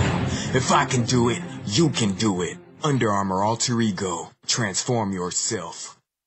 Firehouse Subs was founded by 2 firefighters over 20 years ago. And once a firefighter, always a firefighter. So they've seen to it that a portion of your purchase at all U.S. Firehouse Subs locations now goes toward providing life-saving equipment for first responders. And one more thing, they make awesome subs. Now get any of our 10 specialty subs in a new small size, each under 500 calories. Big flavor, small subs, starting at $3.99. Firehouse Subs, founded by firemen. This is Ron Cottrell, and you're listening to Huskies basketball on the DNA Huskies Sports Network. Lonnie King and Neil Raphael with you here at halftime. Huskies halftime report continues here as we get ready for the second half. We told you we'd take a look at the scoreboard. The standings, as we mentioned in the first half, coming into this game, had the Huskies tied for 7th in a 4-way tie. So 4 teams tied for 2 spots. The top 8 teams make the conference tournament. So Huskies were tied with A&M Corpus Christi, Central Arkansas, and Northwestern State. All teams, by the way, which the Huskies own the tiebreaker against right now. So not a desperate situation for HBU, but they're also getting some help on the scoreboard this afternoon Abilene Christian is in Conway this afternoon, and they have defeated Central Arkansas 67-55. So Central Arkansas will drop to 6-10 in Southland play. Meanwhile, Northwestern State on the road in Hammond against Southeastern Louisiana. And the Lions of Southeastern win on their home floor 69-55. So Northwestern State drops to 6-10. Texas A&M Corpus Christi is in action right now. Their game started the same time ours did. They're in San Antonio to take on Incarnate Word. And Incarnate Word, with just one conference win so far, has a 34-28 lead as that one gets ready to go to halftime there. So, interesting turn of events for the Huskies, and all they need to do is focus on completing the job here in the second half, and they'll be looking a lot better going into this final week of play. Yeah, you can't really worry about what everybody else is doing. As long as you take care of your business, you'll be fine. So, well, as Coach Cottrell told me last week when we were on the road, he'll leave the worrying about the scoreboard to guys like you and me, and he'll focus on what's going on with them. We're underway in the second half. Starters back out there for Coach Cottrell. Dalton swings it left side to Bonds, drive to the middle, leave it for Osuji. Into the right corner to DuBose. Keeps his dribble, brings it back out top to Bonds. He's going to try to fire away to three. Hits the iron, doesn't go though, and the rebound cleared by Harvey. Yeah, he was a little off balance. Kind of rushed that shot. But a good look nonetheless. Johnson to Robinson, swing it around Greenwood, goes down low to Kennedy, and he jams it down through. His two buckets tonight have been the same variety, two-handed jams, and it's 47-28 with 19 minutes to go. Yeah, it kind of lost sight of Kennedy, and that's something you can't afford to do. And easy lay, and yeah, both his baskets have been slams. Well, he tried the layup route a couple of times in the first half, and it didn't work out for him. Ball knocked out of bounds by McNeese. It's Huskies basketball. Bonds will get it to Dalton. Back out top to DuBose. Double team on DuBose, and he kicks it back left side to Dalton. Drive in, leave it on the baseline for Hart, and he'll answer with the jam. Oh, nice exclamation point by Ed Hart. Nice feed from Dalton. It was kind of a misdirection. He was penetrating and passed it back to his left. Man, that was fun. 5 assists now for Dalton to go along with his 13 points. Greenwood, left side, feeds it down to Kennedy. Almost lost it, but saves it on the baseline. Gets it back out to Greenwood. Dribbles into the middle, in through paint. Puts it up, won't go. Rebound tipped away from Hart by Kennedy. Tries to save it, and the shot clock winds down. Ball didn't hit the rim on the first put-up, and the Huskies will take over. Yeah, Coach has to be excited about that. 30 seconds of defense. And Ed Hart said, hey, Kennedy, I can answer. I can slam it down too. 49-28, 21-point lead. Here's Ty Dalton for a three. Off the iron, rebound tip controlled by Greenwood. McNeese on the run. Give it off to Johnson. Back left side to Greenwood. Out top to Harvey. Harvey has the ball tapped away by Bonds, but he keeps the dribble. Kick it to Touche. Inside to Kennedy. He'll take it down on Hart. Put it up. Count the bucket. And Ed draws the personal foul. His first, team's first. You can see a sense of urgency right now by McNeese. They're pushing the pace, and they isolated the low block. They're really looking at that match between Kennedy and Ed. Kennedy trying to utilize his quickness and get around Hart. Kennedy with 6 points now, make it 7 as he gets a free throw to go. 49-31. 4 of his 7 have come here early in the second half as well. We haven't had a lot of free throws tonight because there have been only 6 fouls called on both teams combined. I don't think that's a bad thing. No, I agree. Keeps the clock moving, too. Here's Osuji trying to drive in, cut off by Greenwood. Now he loses it off his knee and out of bounds. Osuji might have tried to do a little too much on that possession. He'll check out, and Oliver Lynch Daniels will check in for him. Coach Cottrell will give him a pat on the back as he heads to the bench.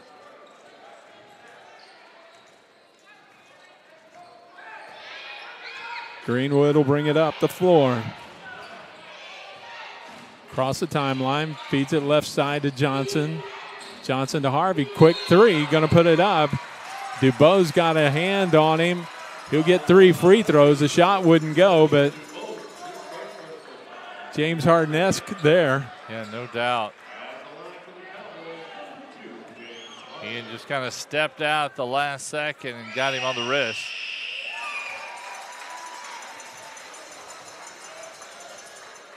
You know, a guy like James Harden may cause us to see some copycats in this next generation of player.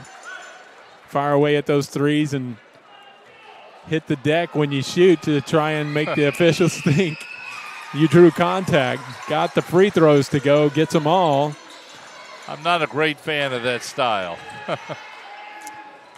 Worked that time, though, for Harvey. He's cut the lead down to 15, 49-34. DuBois back to Bonds. He'll drive in, float it up, got it to go.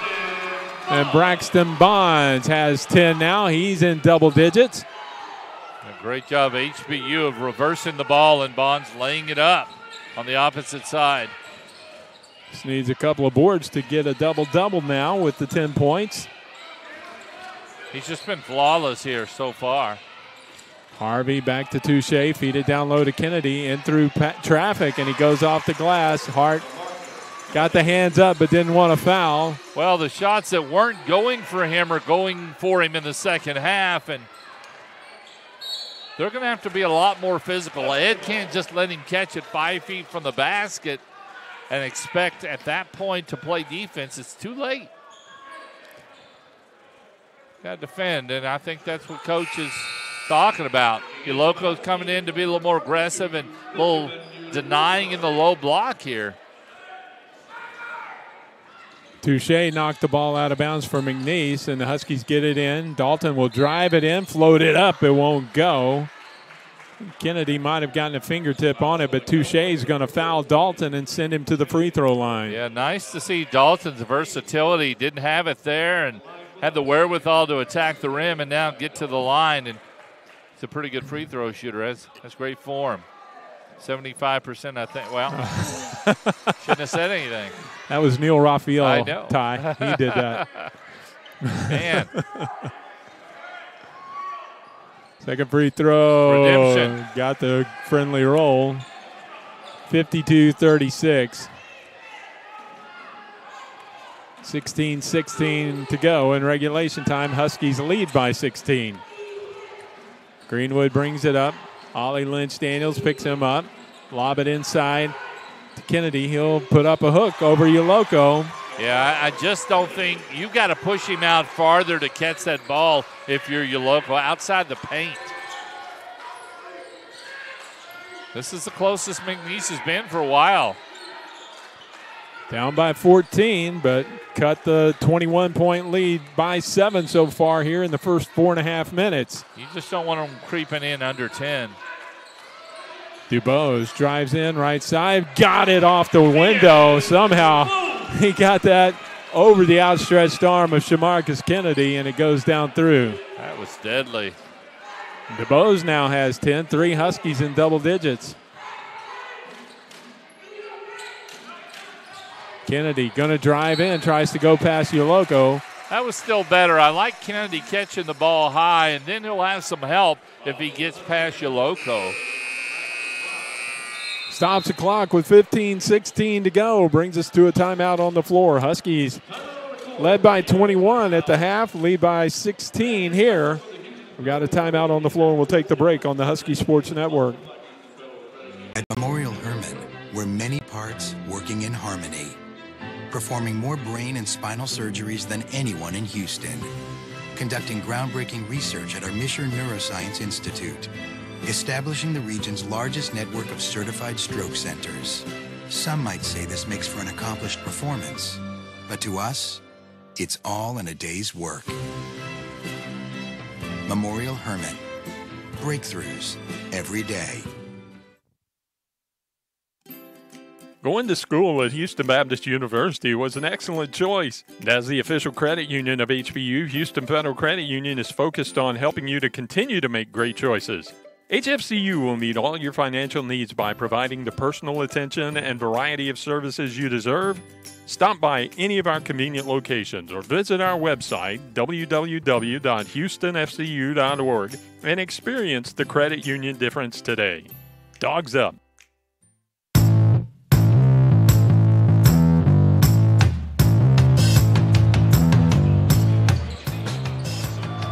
.16 to go here in the second half. Huskies lead by 16. Shooting percentage is a little better to start the second half for McNeese State. They are 4 of 5 from the floor, 4 of 4 at the free throw line. The Huskies not doing poorly. They are 3 of 5, 1 of 2 at the free throw line. Kennedy gets the first free throw to go here, and the second one as well. He's really coming into his own here in the second half.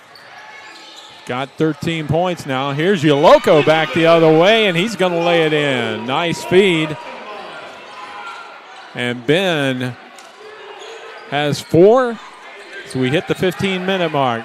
Yeah, Ben's an aggressive defensive player, but nice to see him score.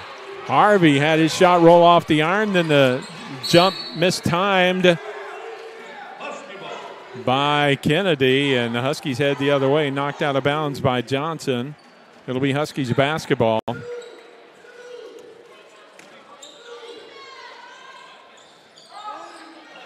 Bonds inbound to Dalton, gets it right back, gives it to Ty into the corner. DuBose open for a 3, spins out, won't stay down.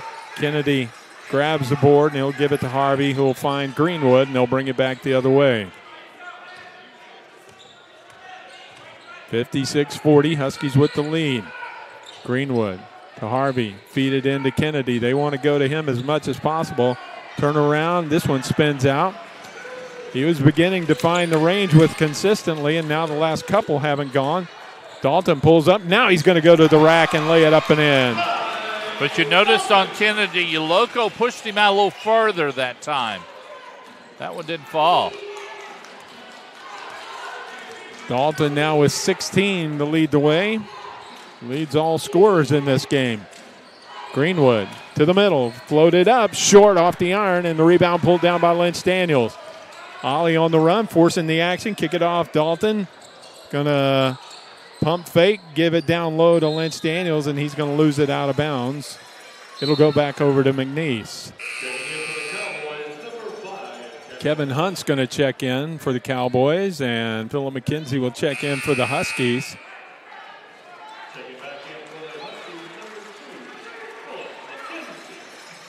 Greenwood goes to the bench for McNeese. Ty Dalton checks out for HBU.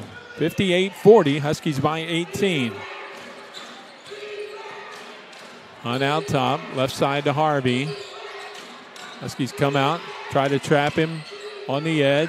He finds Kennedy and gets it right back. Harvey will drive into traffic, and we're going to get a foul. Ian DuBose picks up the personal. He doesn't understand the call. He reached in at the last second. I couldn't tell if it was McKenzie or DuBose, but it became pretty evident it was DuBose. Ian, I could just read his lips talking to Brad Fowler, said, that wasn't me. Ian doesn't want to tell on his teammate. Well, and that's one thing HBU doesn't need to do in the second half is continue to put McNeese at the line. Yeah. The time stopped. Well, they may be changing the foul call here. Last foul has been changed from 0 to number 2 for the They did give it to McKenzie. Yeah. He wasn't going to give away, rat out his brother in arms out there, but he was trying to make sure that he didn't get charged with the foul there. And so Brad Fowler says, okay, we'll give it to the guy next to you. Free throw is good. Both of them good. And it's 58-42. Bonds to Lynch Daniels. Finds DuBose, almost a steal, but Ian's going to pull up, spins one out, won't go from the right wing, and a steal by DuBose on the rebound. Leave it for Ali. Back inside to Ian, goes up off the glass, won't go, but he's fouled, and that's going to be on Kevin Hunt. Yeah, the whole key to that was Ollie passing that ball inside. He saw an open DuBose, and he was going to score if he wasn't fouled. 13:01 to go, and Ian gets the first free throw to go. 59-42. The Huskies, to this point, have been able to keep McNeese at arm's length, and the second free throw that kisses every part of the iron before it goes down through still counts, and it's 60-42, back up to an 18-point lead. Hunt loses his dribble, looks for help, finds Kennedy way out top. Right angle, goes cross-court left side, back to Hunt. Johnson will pop out. He'll take the feed this time. Gets a screen from Kennedy, drives down, scoops it up, won't go, but we're going to get a foul on Philip McKenzie, and that'll send Johnson to the free throw line. That's back-to-back fouls on Philip McKenzie. Now the Huskies have more fouls in this half than we had on both teams in the first half. A lot of reaching going on defense.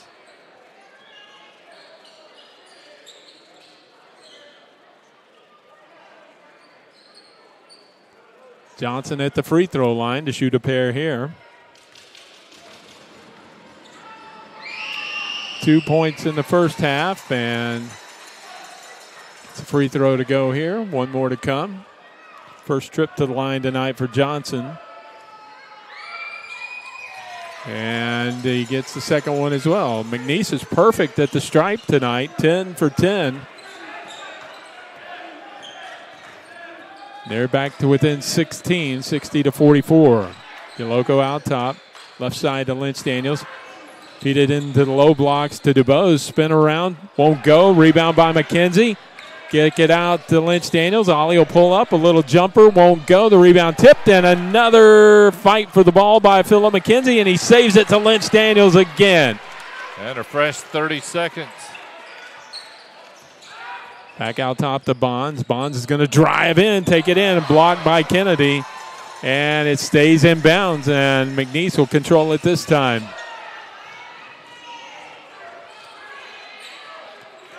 You can see this second half is definitely the better half so far for Shamarcus Kennedy. Much more active on both ends of the floor. But he has his pocket picked by McKenzie. One-on-one against Robinson, going to go up, and it won't go down, but he will go to the free throw line. Yeah, great job by McKenzie of establishing contact and forcing the foul. Stops the clock, 11:35 to go in regulation time. The Huskies with a 16-point lead and a timeout on the floor. We'll take the break here on the Husky Sports Network and HBU TV.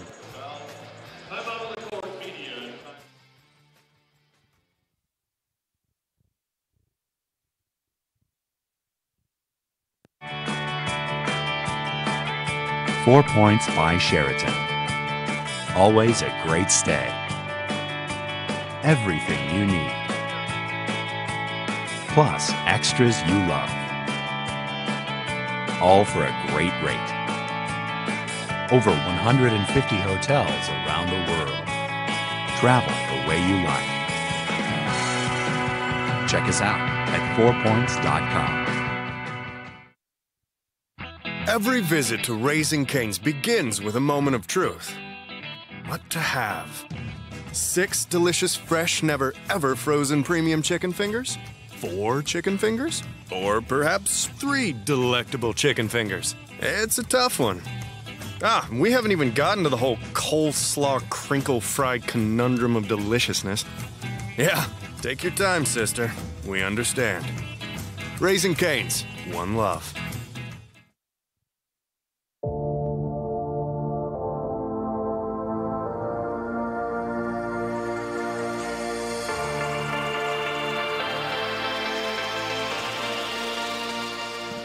$11:35 to go here at Sharp Gym. Lonnie King and Neil Raphael with you. Huskies still shooting the ball very well tonight, although their percentages have dropped a little since halftime here.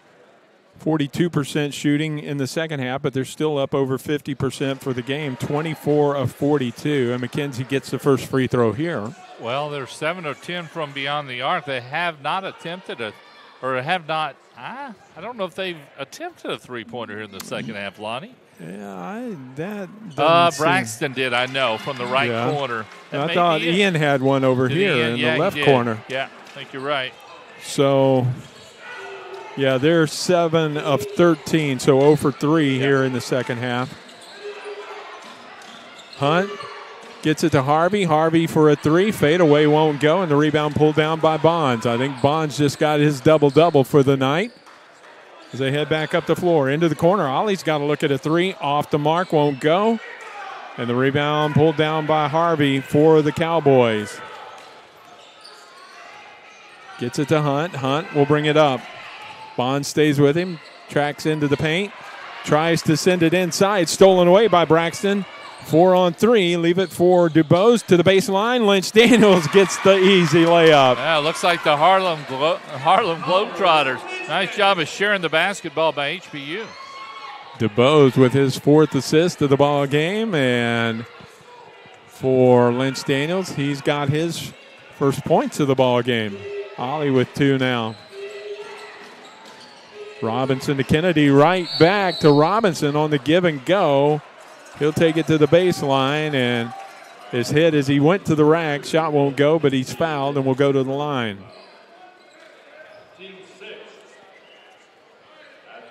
6 fouls on the Huskies now. 3 with 10:27 to go against the Cowboys here in the second half. McNeese just had 3 fouls in the first half, and the Huskies just had 2 in the first half.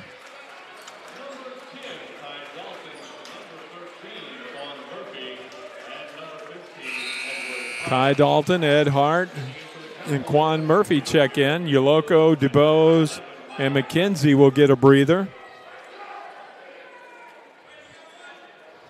And then Coach Cottrell will give them about 3 minutes of game time to catch their breath and then have them back out there.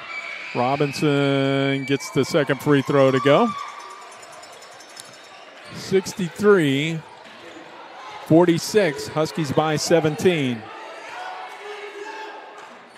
Quan Murphy picked up by Greenwood.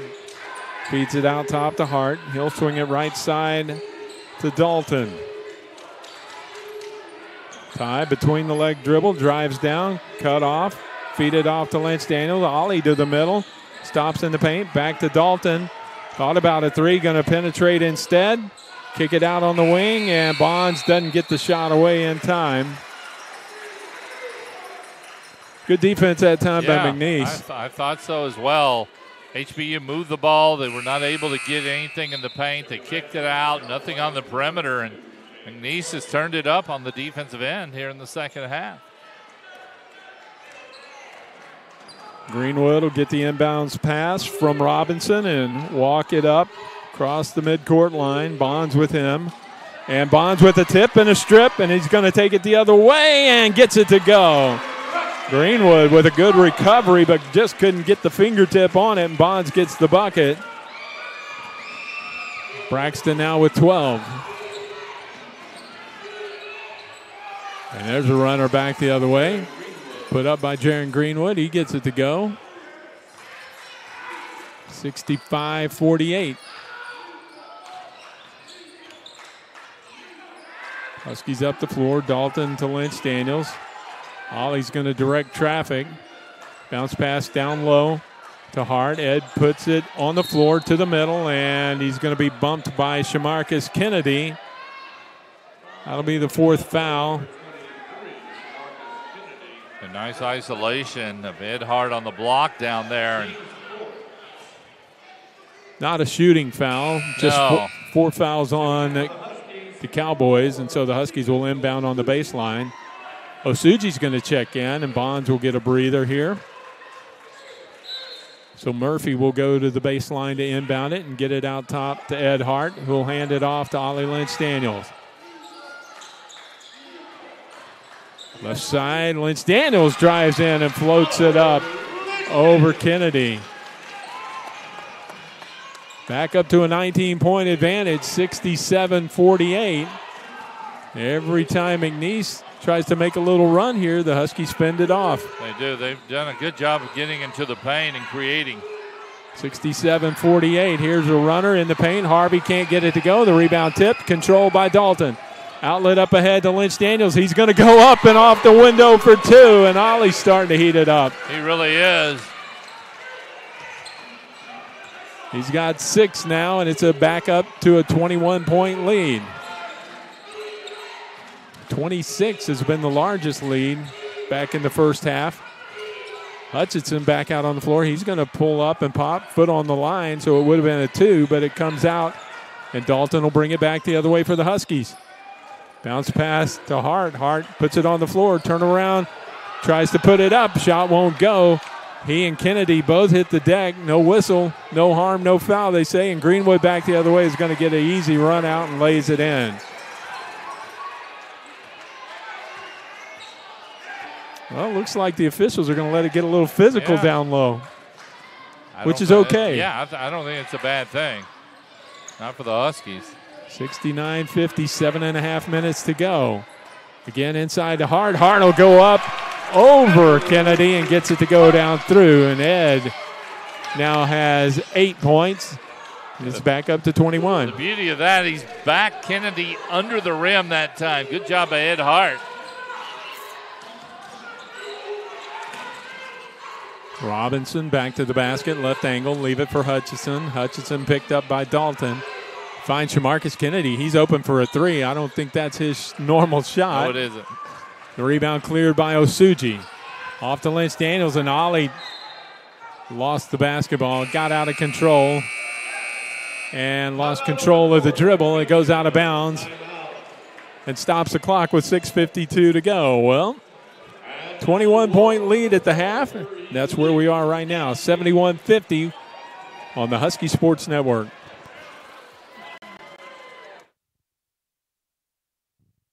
What's on your mind, kid? Make it fast. I'd like to work here at Jimmy John's, world's greatest gourmet sandwich shop, sir. Why do you want to work at Jimmy John's, kid? I'm perfect for Jimmy John's. Doing what? Delivery. Delivery? Delivery. We deliver pretty fast here at Jimmy John's. That's what I heard. What'd you hear? You deliver pretty fast here at Jimmy John's. Then you heard right. I'm a fast study, sir. You know the Jim John's slogan? The Jimmy John's slogan? Jim John's slogan is sub so fast you'll freak. Sub so fast you'll freak is a swell slogan, sir. When people call for a Jimmy John's sandwich, they want it fast. Then I'm your man, sir. How so? Because I'm fast. Fast at what? Fast at everything. Can you deliver fast? I can deliver fast. How fast? I can run a 4:40 and 2:20. Minutes? No, seconds. That's fast. You deliver before? I delivered newspapers before. Were you fast? Very fast. How fast? People got tomorrow's paper today. That's fast. So do I have the job? Not so fast. How do I know you're not just some fast talker? I can get your references. When? Now. These are good references. Thank you. But at Jimmy John's, you gotta be more than fast. More than fast? You gotta be polite. Fast and polite. Fast and polite. I can do fast and polite. Okay, give me some time to think it over. Okay. Okay, I've thought it over. When can you start? Now. Now's good. What's your name, kid? Stefan Avalopoulos. Too long. How about Ed? Ed's fine. Welcome aboard, Ed.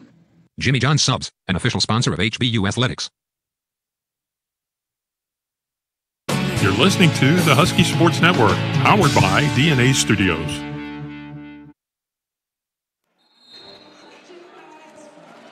.652 to go in our game. The Huskies have everything going their way here tonight.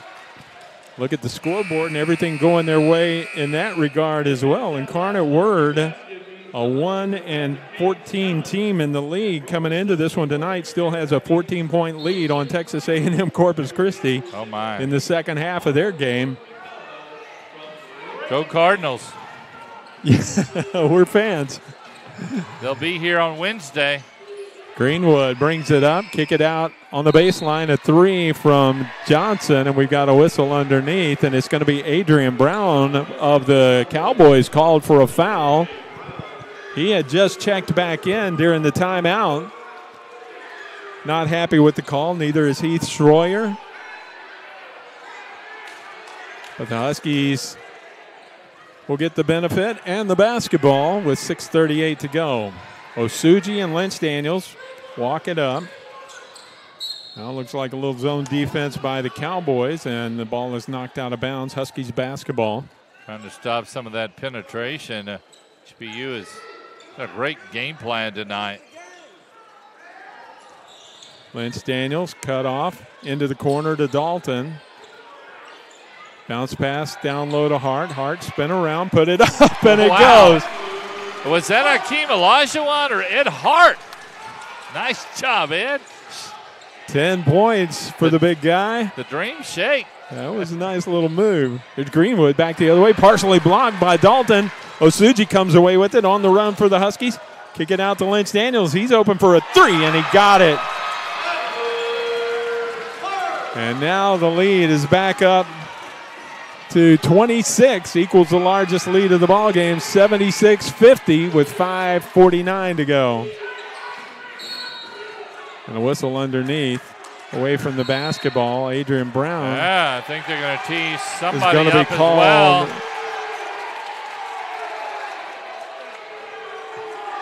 Well, Adrian Brown went from very happy to very sad.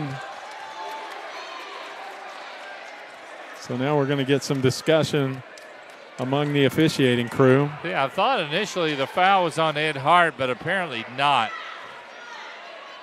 I think, though, you may be right. I think the initial whistle was a foul on the Huskies, probably Ed Hart. And then the reaction by Adrian Brown might have drawn the technical foul. Right.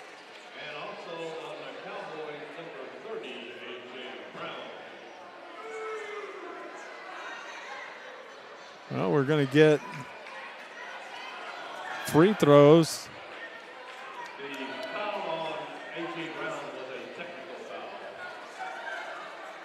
Adrian Brown with the technical foul, and Dalton with the free throw gets it to go. I'm not going to say anything this time. And he appreciates it. Gets them both to go, and now a 28-point lead for the Huskies. Becomes the largest lead of the ball game. And now back to the other end. Brown was fouled. And Ed Hart picked up that personal, his second foul. Scoreboard here in the gym is incorrect. It should be 78. Now they fixed it. 78-50. But Adrian Brown, fouled by Ed Hart, will go to the free throw line. 1-1 as the Huskies just picked up their 7th team foul. So he gets the first. That means he'll get the second one as well. We'll see if McNeese applies some full court pressure if he makes it here. Rattles out, and the rebound tipped around, loose on the floor, and it's going to be run down in the corner by Dalton. Saves it to Lynch Daniels, and here come the Huskies on the run. 3-on-2, but Ollie will back it out. Finds Murphy in the corner, spin around on the baseline. He walks, ran into Ed Hart, and just couldn't get the ball down off of Ed's body onto the floor. Coach that even kind of makes the coaches chuckle across the way. Like, just slow down. We're okay. 78-51, 5:25 to go. Greenwood finds Kennedy down low. Kick it back out. Touche going to angle to the left. Leave it for Johnson. Back to the middle of the floor. Touche will lob it in to Shamarcus Kennedy. Hooks it up. And Ed's going to pick up another foul. That'll be the third on Hart. He's the first Husky in any kind of foul trouble. Yeah, I think Ed got hit in the mouth. He wants to come out of the ball game. We'll see Jackson Stent for the first time. Yeah, he got hit. He walks right over to Chris Eaton, the trainer. They're looking at his teeth. So Ed wants to make sure he's still got them all. If he bit his lip or took an elbow to the teeth. Kennedy gets the free throw. So a +1. And he cuts it down to 78-55. Stent takes the inbounds pass. A little pressure in the backcourt. DuBose is double teamed, and we're going to get a timeout, I believe, called by Ian DuBose. And it is. Stops the clock with 5:02 to go. Heads up play by Ian. So it brings us to a timeout on the floor. Gives us a chance to catch our breath. You do the same, and we'll be back with the Huskies leading by 23 points on the Husky Sports Network. It would be great if human beings were great at being human. And if all of mankind were made up of kind women and kind men, it would be wonderful if common knowledge was knowledge commonly known, and if the light from being enlightened into every heart was shown.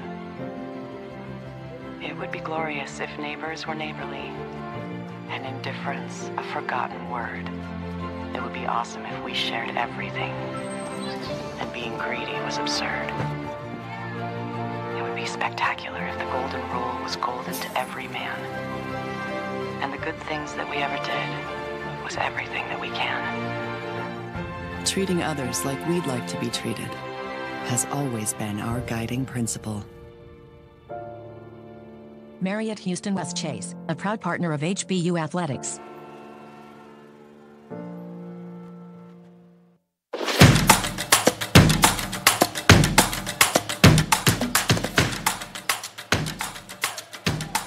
Five minutes, 2 seconds to go. The Huskies had allowed McNeese to get as close as 14 points here in the second half on a couple of occasions, but now they're back up by 24, 78-54, and they've got the basketball. Ty Dalton into the front court.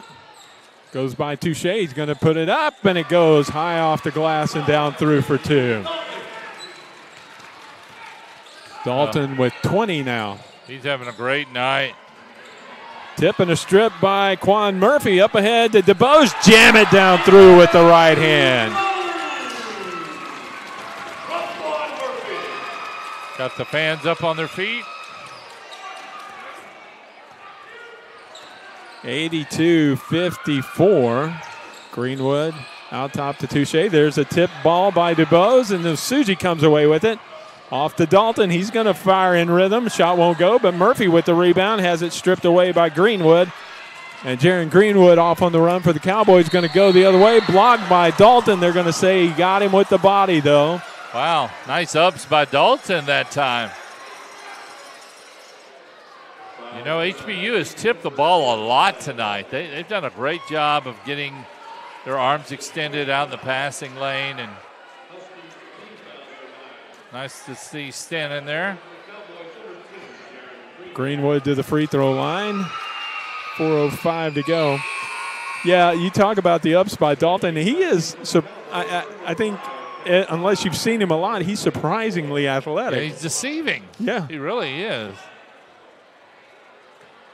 Quick on those cuts without the basketball. He moves well without the basketball. 3 threes from Dalton the first half, and the second he's been taking it to the rack and doing a great job defensively as well. Free throws are good by Greenwood. 82-56, and the Huskies against the backcourt pressure get it up into the front court. Murphy to Dalton, a screen from Stent. Ty back to the middle of the floor. Right side to Murphy. Murphy's going to fire away at a three. Too strong off the back iron. Long rebound comes out to Robinson for the Cowboys. He'll give it to Johnson, trying to control the dribble, and he'll save it to Greenwood. And you've seen the Huskies all season. Lonnie, is this one of their most complete games? Yeah, it reminds me of the Northwestern State game. 92-54, I think, was the final there, and it's as complete as that game was. They never really relinquished much. I think maybe the closest McNeese got was 14 or 16. Yep. After that run. Whistle and a timeout. I believe the Cowboys will be at the free throw line when we come back, but we'll sort it all out. And Coach Cottrell wants a tied ball called, but like I say, we'll check it out. But we've got a timeout on the floor, and we'll take the break. Final media timeout of the game on the Husky Sports Network. At Shipley Donuts, we make our donuts from scratch every single day. Nothing trucked in, frozen. And we are Texas born and raised since 1936. Not like those other guys. Shipley Donuts. Rolling up on a cheap price feels good, but cheap comes with risk. Heart surgeons, pilots, no one hires a cheap one of them. Fact is, certain things must be done right. Installing electricity in Houston schools and hospitals needs to be built with manpower that spent 10,000 hours training to do their job. So for heart surgeons to do their job, we must do ours. Skilled labor isn't cheap, and cheap labor isn't all that skilled. The time is now to hire IBW electricians. At Holiday Inn Express, we can't guarantee that you'll be able to contain yourself at our breakfast bar. Morning, egg white omelet. Sup, Lady Bacon. Fruit. There it is. But we can guarantee that you'll get the best price when you book with us. Holiday Inn Express. Be the readiest. Hi, I'm Ron Cottrell. Thanks for listening to HBU Basketball on the DNA Husky Sports Network.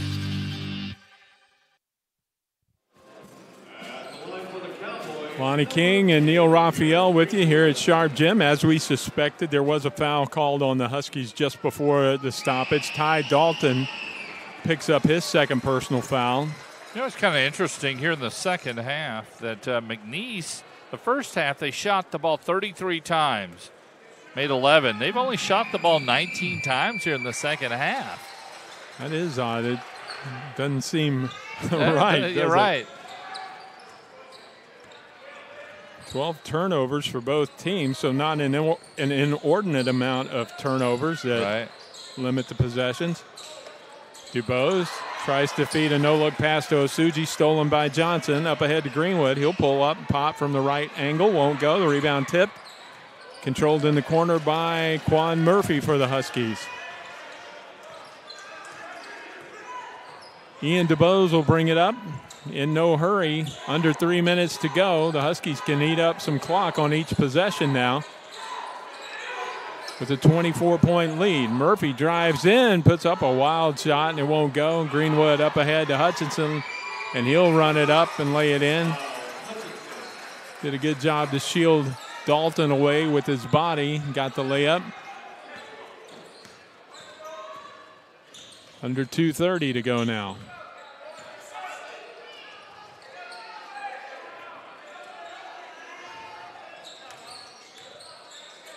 Jackson Stent down low. He's going to be called for the walk. Drug his foot. Tried a little spin move there. And he changed pivot feet, maybe? Well, speaking of that, earlier today in the women's game, that didn't seem to be an issue for that referee crew, that officiating crew. There seemed to be a lot of shuffling of feet on both ends of the floor, and the whistles were light. There's a turnaround in the paint by Robinson. He got it to go. And it's back down to 20. 82-62. Now, I'm sure Coach Cottrell wants deliberate play, but he doesn't want it to get sloppy. Here's Osuji. He goes up with a runner. Won't go, but he is fouled. Nice job of forcing the action by Osuji. Osuji will go to the free throw line here.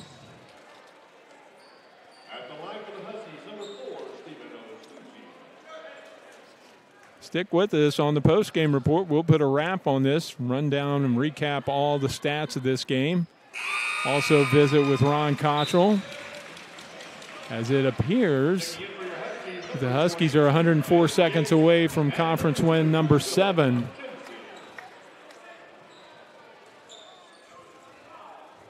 Looks like they've defended the home floor here tonight. One more to come on Wednesday against Incarnate Word. Yeah, we'll see what pans out tonight with A&M Corpus Christi and UIW. That's an intriguing game as far as the conference standings are concerned. It's tightened up a little bit, 54-50 with 7 minutes to go. Incarnate Word still with a 4-point lead. Here's Robinson, drives in, swing it around. They get it to Hunt on the angle. His three, too strong, and the rebound tip controlled by McKenzie. For the Huskies, he's going to run it up, float it up, won't go. Stent mistimed his jump, and the rebound comes off to Hutchinson. In a hurry, back the other way, he'll jam it down through. Very nice elevation that time. Hutchinson only at 6 foot, but slammed that with some authority. 84-64, 20-point lead with a minute to go. Osuji to the baseline, going to run it in and lay it off the window and down through for 2.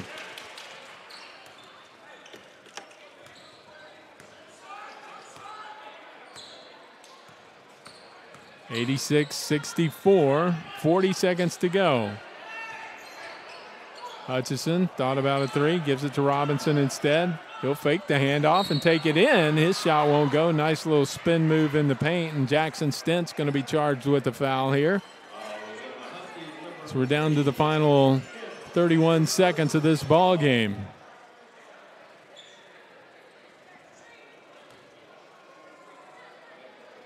(86-64).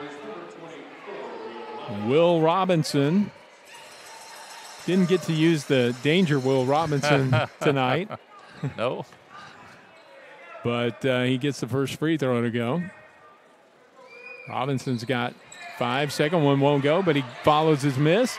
Puts it up, won't go, and the rebound tipped, controlled by Osuji, and the Huskies will clear it out.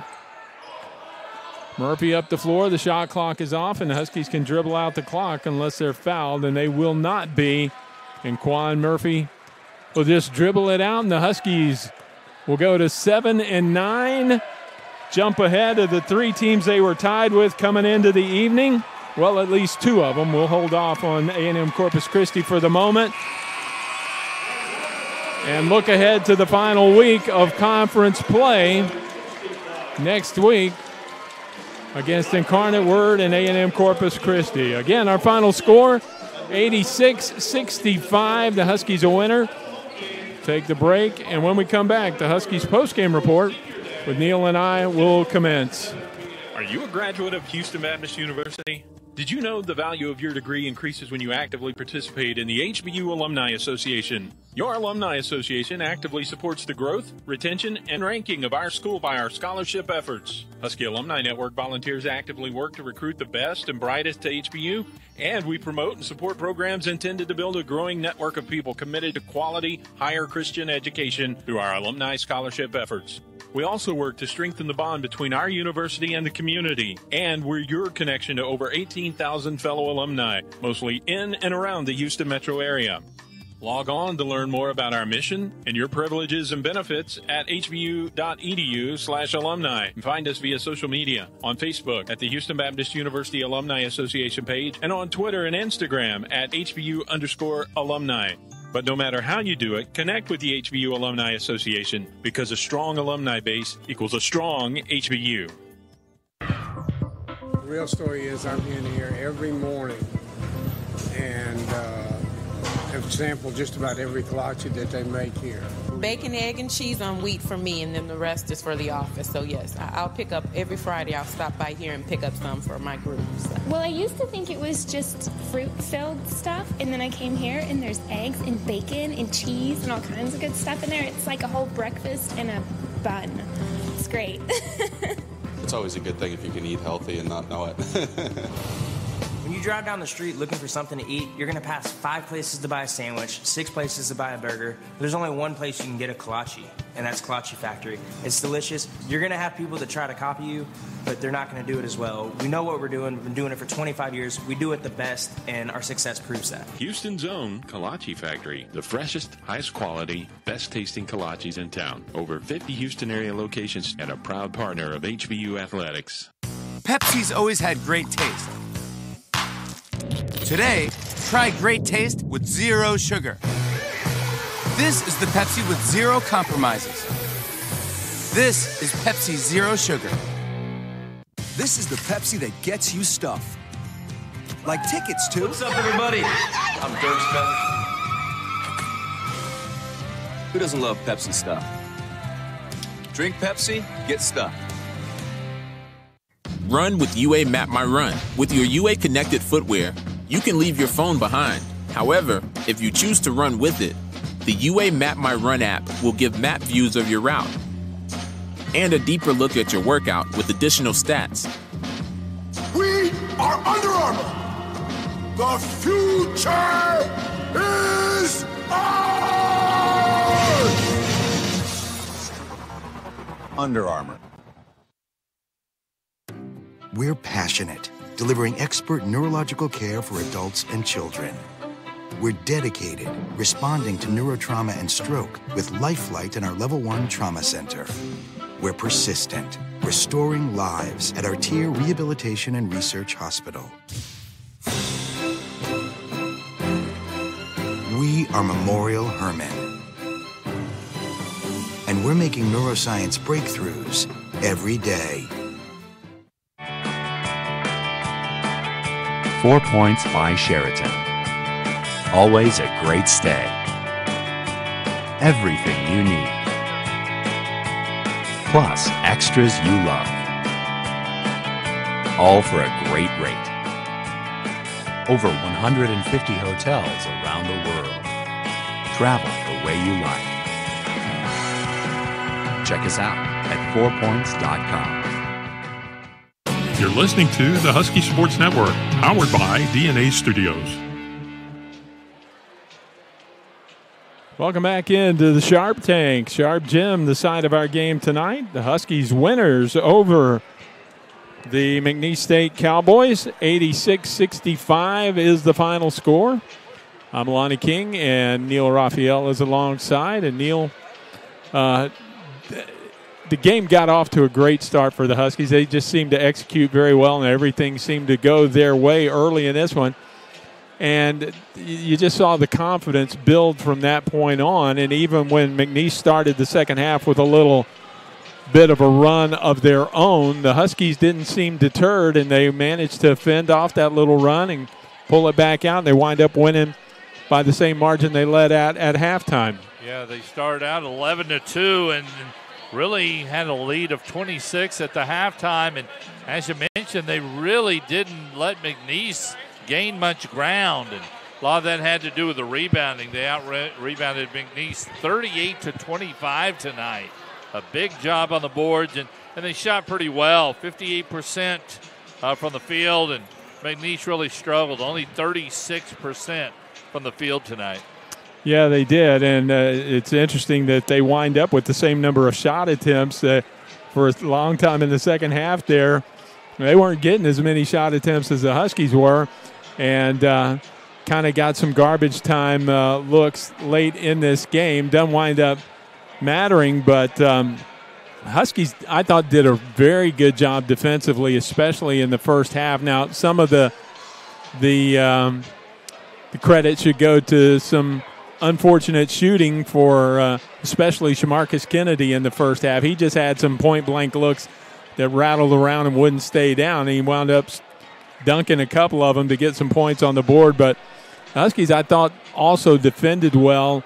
One look on the defensive end, and then they were back the other way in a hurry, forcing the transition off the missed shots. Yeah, HBU, or rather McNeese, had three players, Kennedy, Greenwood, and Harvey, all with double figures, but it seemed like a very quiet double figures tonight. HBU just really gave no ground. I mean, McNeese made a couple of runs, but then HBU did such a good job tonight in the transition game. Yeah. Braxton Bonds, I mean, an outstanding game. Just seemed quiet, but he just got it done. He was so steady tonight. Just great participation from everybody off the bench for HBU. It's just a great team effort. Huskies never trailed in the game. They jumped out early, and it was back and forth a little bit early, but they never surrendered the lead. And then as the half moved on, they opened it up big time. As Neil mentioned, 26 points with 1:15 to go in the first half. They had their largest lead of the first half at that point, wound up giving back 5 of those and led 47-26 at the break. But they came out and got contributions up and down the bench. Just looking here, Coach Cottrell gave 11 guys some floor time tonight, and every one of them, with the exception of Jackson Stent, got on the scoreboard tonight. And again, we were especially impressed with the sophomore, Ty Dalton. Yeah, Ty Dalton just had an outstanding game. Had a great first half with 3 threes, and then they covered him up and extended the defense, so he decided to take the ball to the rim and also get his teammates involved. So just an outstanding job by Ty Dalton, just coming into his own since he's been starting, Lonnie. And, man, he's got a bright future, a big upside for that young man. You mentioned Braxton Bonds. He winds up with a double-double, 12 points and 10 rebounds, 4 assists and 3 steals as well. A nice line for Braxton tonight. And he was 6 of 9 from the floor, very high shooting percentage, but a lot of that was because Braxton seemed bound and determined to get to the rack all night long. He didn't settle for perimeter shots that really are not his forte. He did take 1-3 and was 0 for 1 from outside the arc, but 6 of 8, and most of that driving to the basket. Yeah, I think he played within himself tonight, did a great job, took care of the basketball, got his teammates involved, pushed it when he could, and set it up when he could. And so, outstanding game. Nice to see him peaking prior to the tournament. Individually, we told you about Dalton with 20 points, 4 boards, 5 assists for Ty as well, 12 and 10 for Braxton Bonds. Also in double digits on the score sheet, Ian DeBose finishes with 14 points, and Edward Hart finishes with 10. You get 9 off the bench from Oliver Lynch-Daniels, 9 from Stephen Osuji tonight, then 4 from Ben Uloko, 3 apiece from Phillip McKenzie and Jalen Gates, 2 from Quan Murphy. Quan gave him some nice minutes as well. Didn't necessarily light up the scoreboard, but he, as a freshman, is starting to feel a little bit more comfortable out there on the floor as well. Yeah, everybody that came in tonight really contributed, played within themselves, nice role players tonight, and as you mentioned, have the ability to go 11 deep is going to hopefully pay dividends in this last couple of games and lead into the conference tournament in Katy.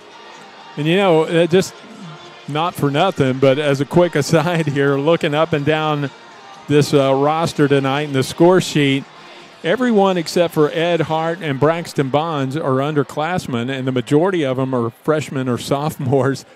This is still a very young team that's got a lot of room for improvement over the next couple of years. Oh, no question. And Oliver Lynch-Daniels, I really liked his game tonight.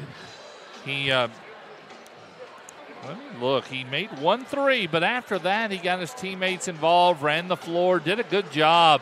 He, along with Dalton, really did a great job of handling the ball and you know, taking some of the pressure off Braxton, who usually has to, you know, handle most of the load of handling the basketball, but those two really did a good job tonight. We'll take a timeout. When we come back, we'll be joined by the head coach, Ron Cottrell, coming up straight ahead on the Huskies postgame report.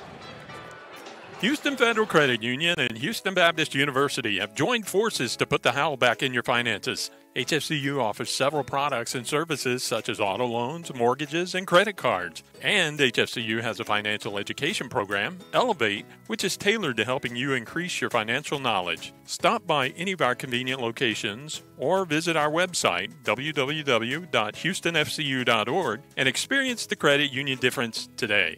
Dogs up. I'm Robin. And I'm Chris. We're the brothers behind Firehouse Subs. Back when we were firemen, when it came to food, we said it better be something good and a lot of it. That's what you get at Firehouse Subs. Take our hook and ladder sub. Smoked turkey breasts, Virginia honey ham, and Monterey Jack cheese, all steam heated and piled high on a toasted sub roll. Our way beats their way. If you don't agree, it's free. You're going to cover that, right? My money's on the sub. Love the confidence. International Brotherhood of Electric Workers, Local 716 in Houston, get up for work each day because we believe building schools to code matters. Because building Houston's hospitals correctly saves lives. Because training for 10,000 hours makes a difference. That's why we get up, because we want to make a difference. To be the best, hire the best. IBEW, where skill and value lock arms. The time is now to hire IBEW electricians.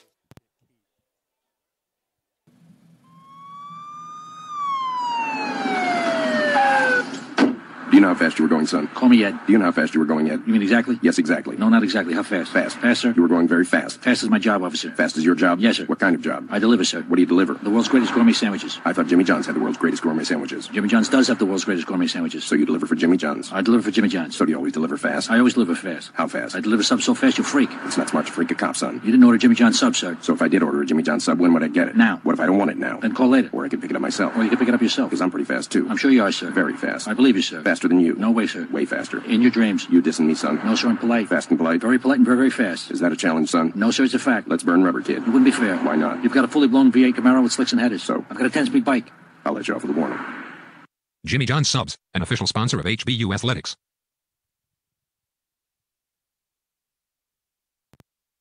This is Ron Cottrell, and you're listening to Huskies basketball on the DNA Huskies Sports Network.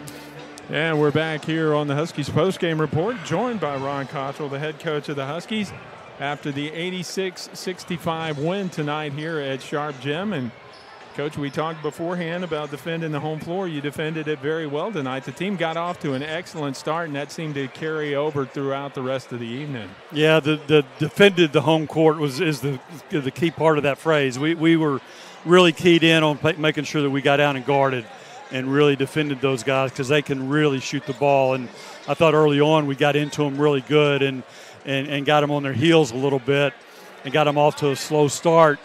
And then it was key. It was very, very incumbent upon us to not let up because you knew at some point they were going to start hitting some shots. And sure enough, they hit a few, but we were able to kind of answer each of the calls each time, and that was very important for us. But you kind of addressed this just a little bit, but the defense allowed you to be relentless on the offense as well. I can't remember a first-half possession where you weren't pushing the ball very quickly up the floor. If you can't tell, that's what we talked to the guys about going into the games. We did not want to have half-court possessions. We wanted to get out and run and make their defense have to guard us in transition because if they pack in that zone like they did at their place, it's a good defense, and we wanted to beat it down the court as much as we could. And then we got them into a deal where they were switching their defenses as much as they could. And we had to kind of, in the second half, we had to do some more half-court things than probably what we would have liked, but it turned out okay for us. And they made a little run at you in the second half, but I thought the team did a good job of fending that off, such as it was. It got down, I think, as close as maybe 12 or 14 at one point, but you still managed to keep them at arm's length and then increase that lead again. Yeah, anytime you're playing conference play at this level of basketball, people are going to make runs. They're gonna come at you. You just know that, and you got to do everything you can to answer those runs.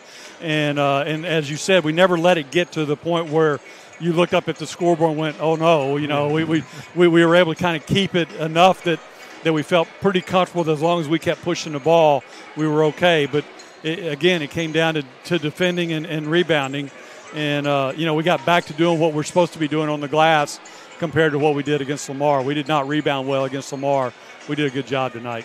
Well, both on the floor and away from this floor, the whole day has gone well for the Huskies. And so I don't even know. You want to know? Yeah, I mean, I'll find out one way or the other. That's true. You'll know soon enough. Northwestern State and Central Arkansas both lost. Really? Okay. Moments ago, with about 5 minutes to go, Incarnate Word, the lead is down to 1 point, but Incarnate Word is leading A&M Corpus Christi with 2:24 to go. It shows 58-57 there. That's at Incarnate Word, I think. In San Antonio, right? Yeah. So Stephen F. Austin lost to Lamar today. So right now, you and Lamar's SFA on a roll. Are 7-9. They're going to be a tough matchup in the tournament, no matter who gets them. Absolutely. But our deal is just win ball games. That's our deal right now. And I really, I keep hearing kind of what some of the scenarios are, but really from my point of view, it's all about us. It's all about who wears our uniform. And if we take care of our own business, then it really doesn't matter what happens around the league. Certainly we'd love to have some things happen, but it's really much more important to know what the Huskies are doing. Speaking of wearing the uniform, some of the guys who wore the uniform tonight and contributed very well, guy we've been starting to talk about on a regular basis, Ty Dalton, leading the way in scoring again with 20 points. But I thought Braxton's night with 12 points, 10 boards, and how many steals did he end up with? Because he had several deflections. He had, and I'm not sure how many steals. He didn't get a lot of credit for got 3 steals, 3 steals, but he got a lot of deflections too. Yeah, and it seemed like he understood tonight that his best bet was to get to the rack, force the action there, and it got him a dozen points and also a lot of rebounds in the process. Absolutely. When Braxton's playing his game, worrying about doing what he does best, he's really, really good. I'll take him in a heartbeat as my point guard. Anytime when he's tuned in and playing the way he can play, he's pretty special. One more at home on Wednesday night against Incarnate Word.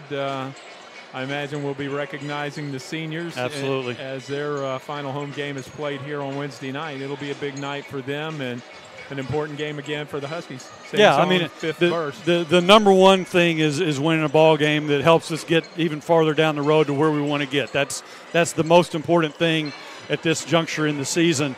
But secondarily, there's no doubt we want to honor those seniors. And I already talked to the rest of the guys about, it's incumbent upon the other guys, the non-seniors, to take the seniors out on a great note.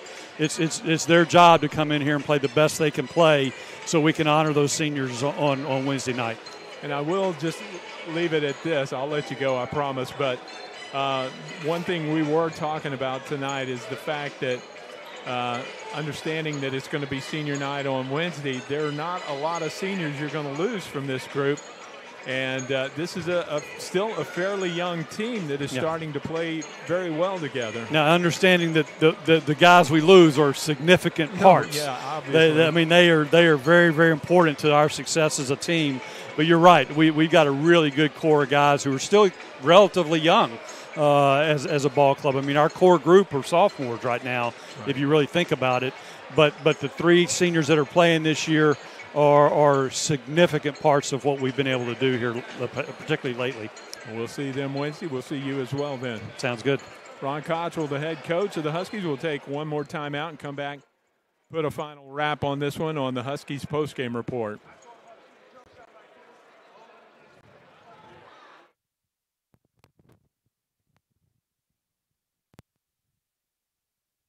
If Raising Cane's one love was rock music, they would rock harder than any rock band ever. Their tours would sell out before they were announced. Their backstage parties would be the stuff of legend, attended by unicorns and the head of Louis XIV. Hotel rooms would trash themselves out of respect. But Raising Cane's one love isn't rock music. It's making the perfect chicken finger meal every single time. Raising Cane's one love.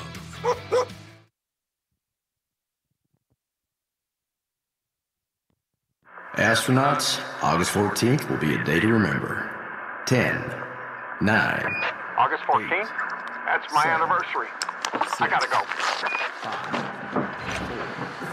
4, 3, 2, 1. Houston? Did anyone stay at a Holiday Inn Express last night? Stay smart. Stay at a Holiday Inn Express. The real story is I'm in here every morning and have sampled just about every kolache that they make here. Bacon, egg, and cheese on wheat for me, and then the rest is for the office. So yes, I'll pick up every Friday. I'll stop by here and pick up some for my group. So. Well, I used to think it was just fruit-filled stuff, and then I came here and there's eggs and bacon and cheese and all kinds of good stuff in there. It's like a whole breakfast in a bun. It's great. It's always a good thing if you can eat healthy and not know it. When you drive down the street looking for something to eat, you're going to pass 5 places to buy a sandwich, 6 places to buy a burger. There's only one place you can get a kolache, and that's Kolache Factory. It's delicious. You're going to have people that try to copy you, but they're not going to do it as well. We know what we're doing. We've been doing it for 25 years. We do it the best, and our success proves that. Houston's own Kolache Factory, the freshest, highest quality, best tasting kolaches in town. Over 50 Houston area locations and a proud partner of HBU Athletics. At Shipley Donuts, we make our donuts from scratch every single day. Nothing trucked in, frozen. And we are Texas born and raised since 1936. Not like those other guys. Shipley Donuts. Back here at Sharp Gym one final time. Lonnie King and Neil Raphael about to say so long for the evening, but Neil, some final thoughts here. As Coach Cottrell said in our discussion with him, it was just a very good night, and primarily what he's pleased about is that his team executed to his instructions. You know, a lot of times you can wind up with a good night, but the coach isn't always as happy as he could be because the team got away with some stuff that they maybe shouldn't have been doing. But tonight, things went according to plan, and the team executed very well. Well, I was so impressed. They really never relinquished, 16 to 20-point lead. McNeese went on a run, but then HBU came back and they would answer. And I just like how they're playing right now at this point. When they need to be plateaued in these last 2 games, man, you got to feel really good about what you did tonight against a good team. Yeah, really, the game on Wednesday night against Lamar is looking like sort of an aberration. They lost by 35, but Lamar is just beating up everybody right now. Lamar is probably that one team that if you're going into the tournament, you don't want to see right away. Yeah, maybe Friday or Saturday. Yeah, there you go. Would be just fine. But the Huskies are going to come away with a big win tonight by 21 points.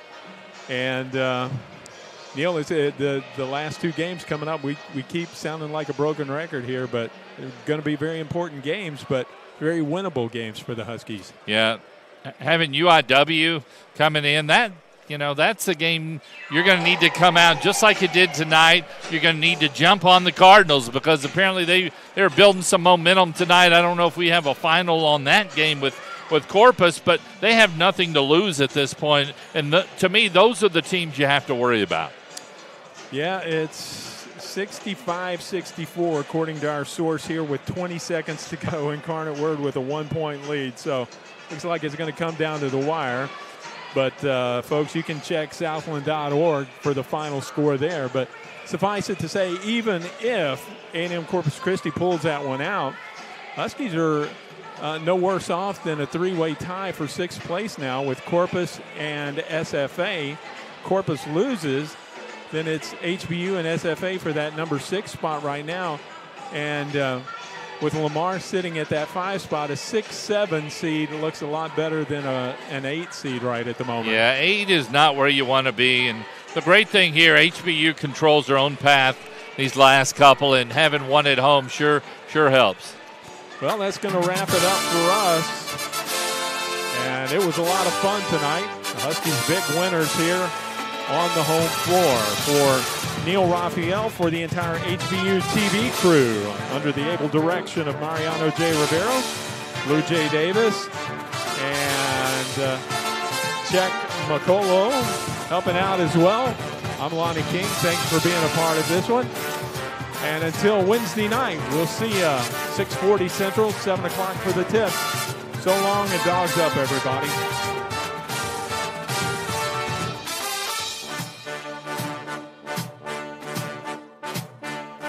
You've been listening to HBU Husky Sports on the DNA Husky Sports Network. These broadcasts are brought to you by the corporate partners of HBU Athletics, Houston Federal Credit Union, Memorial Hermann Healthcare System, Marriott Houston West Chase, Raising Cane's, Under Armour, Firehouse Subs, Pepsi, Shipley Donuts, 4 Points by Sheraton, IBEW Local 716, Jimmy John Subs, Kolache Factory, and Holiday Inn Express. That's going to do it for now, but we thank you for being a part of this broadcast, and until we see you again down the road, so long and dogs up.